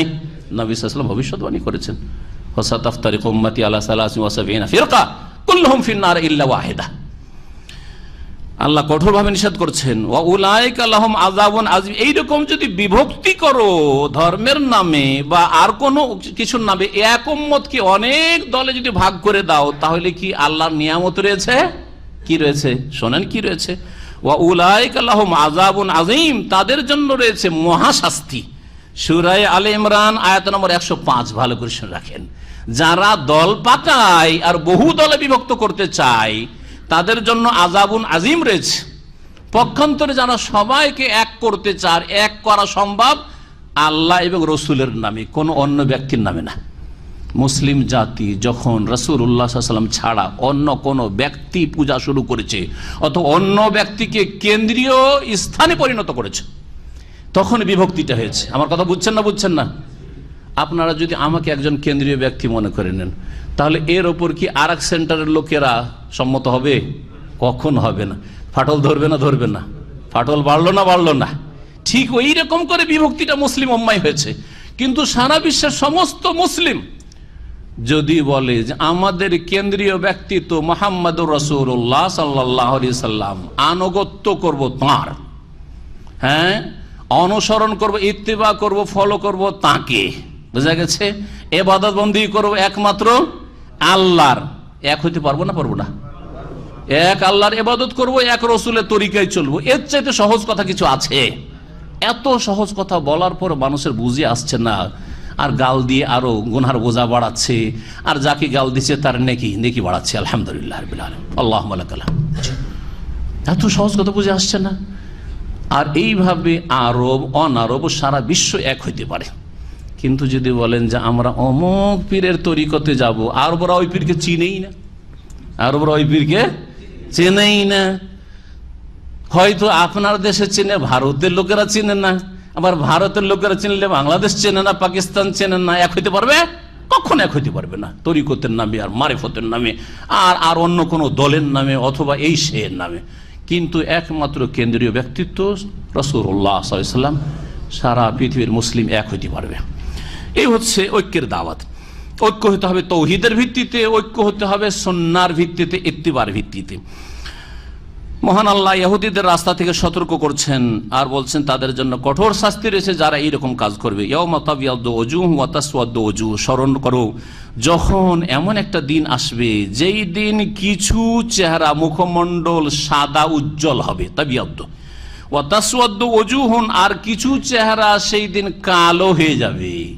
আব্দুল্লাহ বিন আব্বাস রাদিয়াল্লাহু তাআলা আনহুমা, প্রখ্যাত সাহাবী, মুফাসসিরে কোরআন, সাহাবায়ে কেরামদের সবচেয়ে বড়, তিনি বলছেন এই দুটি দল হচ্ছে আহলে সুন্নাত আর আহলে বিদআত। এখন আপনি সিদ্ধান্ত নেন যে আপনি সুন্নাহর সাথে থাকবেন না বিদআর সাথে থাকবেন। ভালো করে সিদ্ধান্ত নেন।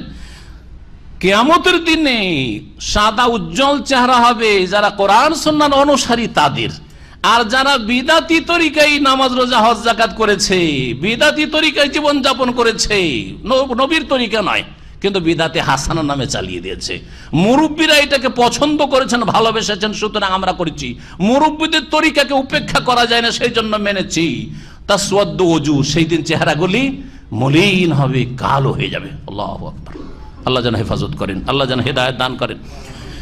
তারপরে শুনেন পরিণামটা কি হবে। এই তো সাদা চেহারা কিছু আর কালো চেহারা হাসরের মাঠে দেখবেন। শেষ পরিণাম কি হবে? ফাআম্মাল্লাযিনা আসওয়াদ্দাত ওজুহুহুম, পক্ষান্তরে যাদের চেহারাগুলি কালো হয়ে থাকবে হাসরের মাঠে, তাদেরকে ফেরেশতারা শাসানি দিয়ে জিজ্ঞেস করবেন, এবং আল্লাহ জি আকাফারতুম বাদা ঈমানিকুম, তোমরা ঈমান ইসলাম কবুল করার পরেও তোমরা এই কুফরি কাজ করেছো, এই শিরক বিদাত করেছো, এই কবর মাজার পূজার ধর্ম পালন করেছো, এই হুলুল ওয়াহদাতুল ওজুদ আর এই তাসাউরে শেখ আর ফানা বিলীন হওয়া, লয় হয়ে যায় আল্লাহতে, ওলি আউলিয়া, এইসব বিশ্বাস করেছো, ঈমানের পরে কুফরি করেছো। ফাযুকুল আযাব, সুতরাং তোমরা শাস্তির আস্বাদন করতে থাকো। বিমা কুনতুম তাকফুরুন, তোমাদের কুফরি অমান্য করার কারণে। ওয়া আম্মাল্লাযিনা বিয়াদ্দাত ওজুহুম, পক্ষান্তরে যাদের চেহারা শুভ্র উজ্জ্বল হবে, ফাফি রাহমাতিল্লাহ, তারা আল্লাহর রহমতে অবস্থান করবে, হুম ফিহা খালেদুন, সেখানে তারা চিরকাল বসবাস করবে। তিলকা আয়াতুল্লাহ, এগুলি হচ্ছে আল্লাহ পাক রব্বুল আলামিনের বিধানাবলী, আয়াত সমূহ। নাতলুহা আলাইকা বিল হক, হে নবী, হে মুসলিম, তোমার সামনে সত্য সহকারে পাঠ করছি আমি। ওমাল্লাহু ইউরিদু যুলমান লিল আলামিন, বিশ্ব জগতের উপর আল্লাহ রাব্বুল আলামিন জুলুম করেন না, বা বিশ্ব জগতের প্রতি আল্লাহ জুলুম করতে চান না। নিজেরাই তারা নিজেদের উপর জুলুম করেছে, যারা আল্লাহর দেওয়া রাস্তা থেকে সরে গেছে, নবী করিম সাল্লাল্লাহু আলাইহি ওয়াসাল্লামের আদর্শ থেকে সরে গেছে। আল্লাহ রাব্বুল যেন দিনের দিকে ফিরে আসার তৌফিক দান করেন, দিনকে আঁকড়ে ধরার তৌফিক দান করেন, আল্লাহর রসুল মজবুত করে ধরার তৌফিক দান করেন। সুবহান রাব্বিকা রাব্বিল ইজ্জাতি আম্মা ইয়াসিফুন ওয়া সালামুন আলাল মুরসালিন ওয়ালহামদুলিল্লাহি রাব্বিল আলামিন। কারো স্বামী মারা যাওয়ার সাথে সাথে তার স্ত্রী সমস্ত গহনা এবং রঙিন কাপড় খুলে ফেলা হয়, গয়না খুলে ফেলা হয়, ঠিক আছে ওইটা। আর রঙিন যদি বেশি চমৎকার কাপড় থাকে, আকর্ষণীয় কাপড় থাকে, যদি খুলে দেয় তো ঠিক আছে, কিন্তু সাদা শুধু বিধবা কাপড়কে পরতে হবে এর কোনো দলিল নাই, এটি একটি বিধান। শুধু সাদা কাপড় পরতে পারবে না, জিনত করতে, অলংকার সাজতে পারবে না, মেকআপ করবে না, ভালো সাজবে না, কিন্তু হালকা রঙিন কাপড় হলে কোনো দোষ নাই, বিভিন্ন রঙের কাপড় পরতে পারে, কোনো অসুবিধা নেই। জি,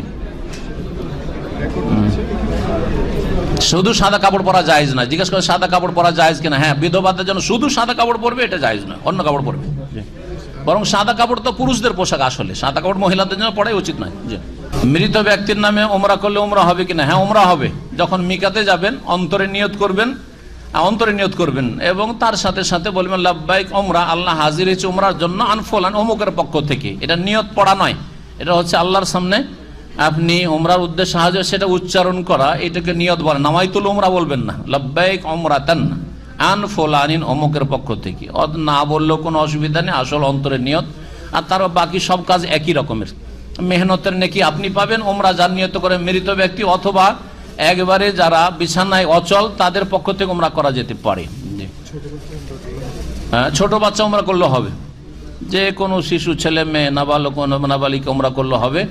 যারা উমরা করাবে তারাও সওয়াব পাবে আর তারও সওয়াব হবে। দেখেন তো কি প্রশ্ন আছে। কোরআনের দোয়াগুলি আয়াতুল কুরসি বিনা উযুতে পড়া যাবে কিনা? হ্যাঁ, পড়া যাবে। জিকির, আজকার এবং দুয়ার জন্য উযু লাগবে না, শুধু কোরআন স্পর্শ করার জন্য উযু লাগবে অধিকাংশ ওলামাদের নিকটে। জি, এমনকি মুখস্থ কোরআন তেলাওয়াত করার জন্য উযু শর্ত না, উযু করলে ভালো, কিন্তু উযু শর্ত নাই। জি, জি, ব্যাংকের তরফ থেকে এক কোম্পানিতে টিবয়ে কাজ করি, কোম্পানির তরফ থেকে ব্যাংকে টিবয়ে কাজ করি, সুদী কাজ করার কারণে আমার বেতন হালাল হবে কিনা? আমি কোম্পানির পক্ষ থেকে সুদী ব্যাংকে চাকরি করি, কোম্পানি ওই সুদী ব্যাংকে আমাকে লাগিয়েছে টিবয়ের কাজে, আমার এই রুজি হালাল হবে কিনা? না, রুজি হালাল নয়, কিন্তু বাঁচার চেষ্টা করেন। ফাত্তাকুল্লাহ মাস্তাত, তাড়াতাড়ি আল্লাহর কাছে দোয়া করেন, চেষ্টা করেন, সেখান থেকে ট্রান্সফারের চেষ্টা করেন, অথবা বাড়িতে যদি মোটামুটি সুখী হন তাহলে এরকম চাকরি ছেড়ে দেন। সুদী ব্যাংকের সাথে যারাই সংশ্লিষ্ট তারা হারাম কাজ করে, কাবিরা গুনাহ করে, এবং তাদের রুজি হারাম। চাকরি করলেও, কেউ সাক্ষী দিলেও, কেউ লেখাপড়া করলেও, তাদের সহযোগিতা করলেও, বাসা ভাড়া, ব্যাংক ভাড়া দেয় আজকাল। আরে আমি এক ব্যাংকে জানি যে মৌলভী সাহেব হুজুররা ভাড়া দিয়ে রেখেছে, সুদী ব্যাংক ভাড়া দিয়ে রেখেছে। আল্লাহ হিদায়াত করে, আল্লাহ হিদায়াত করে। জি, জি, হারাম, এই রুজি হারাম। জি, সুদী ব্যাংকের জন্য ভাড়া দাও আর মদের দোকানের জন্য ভাড়া দেওয়া একই। সুদের গুনাহ মদের চাইতে কম না, মদের চাইতে বড়। ভালো করে শুনুন, সুদের গুনাহ মদের চাইতে বড় কাবিরা গুনাহ। সুতরাং যেমন মদের জন্য ভাড়া দেবেন না, ঠিক তেমনই সুদের জন্য ভাড়া দেবেন না।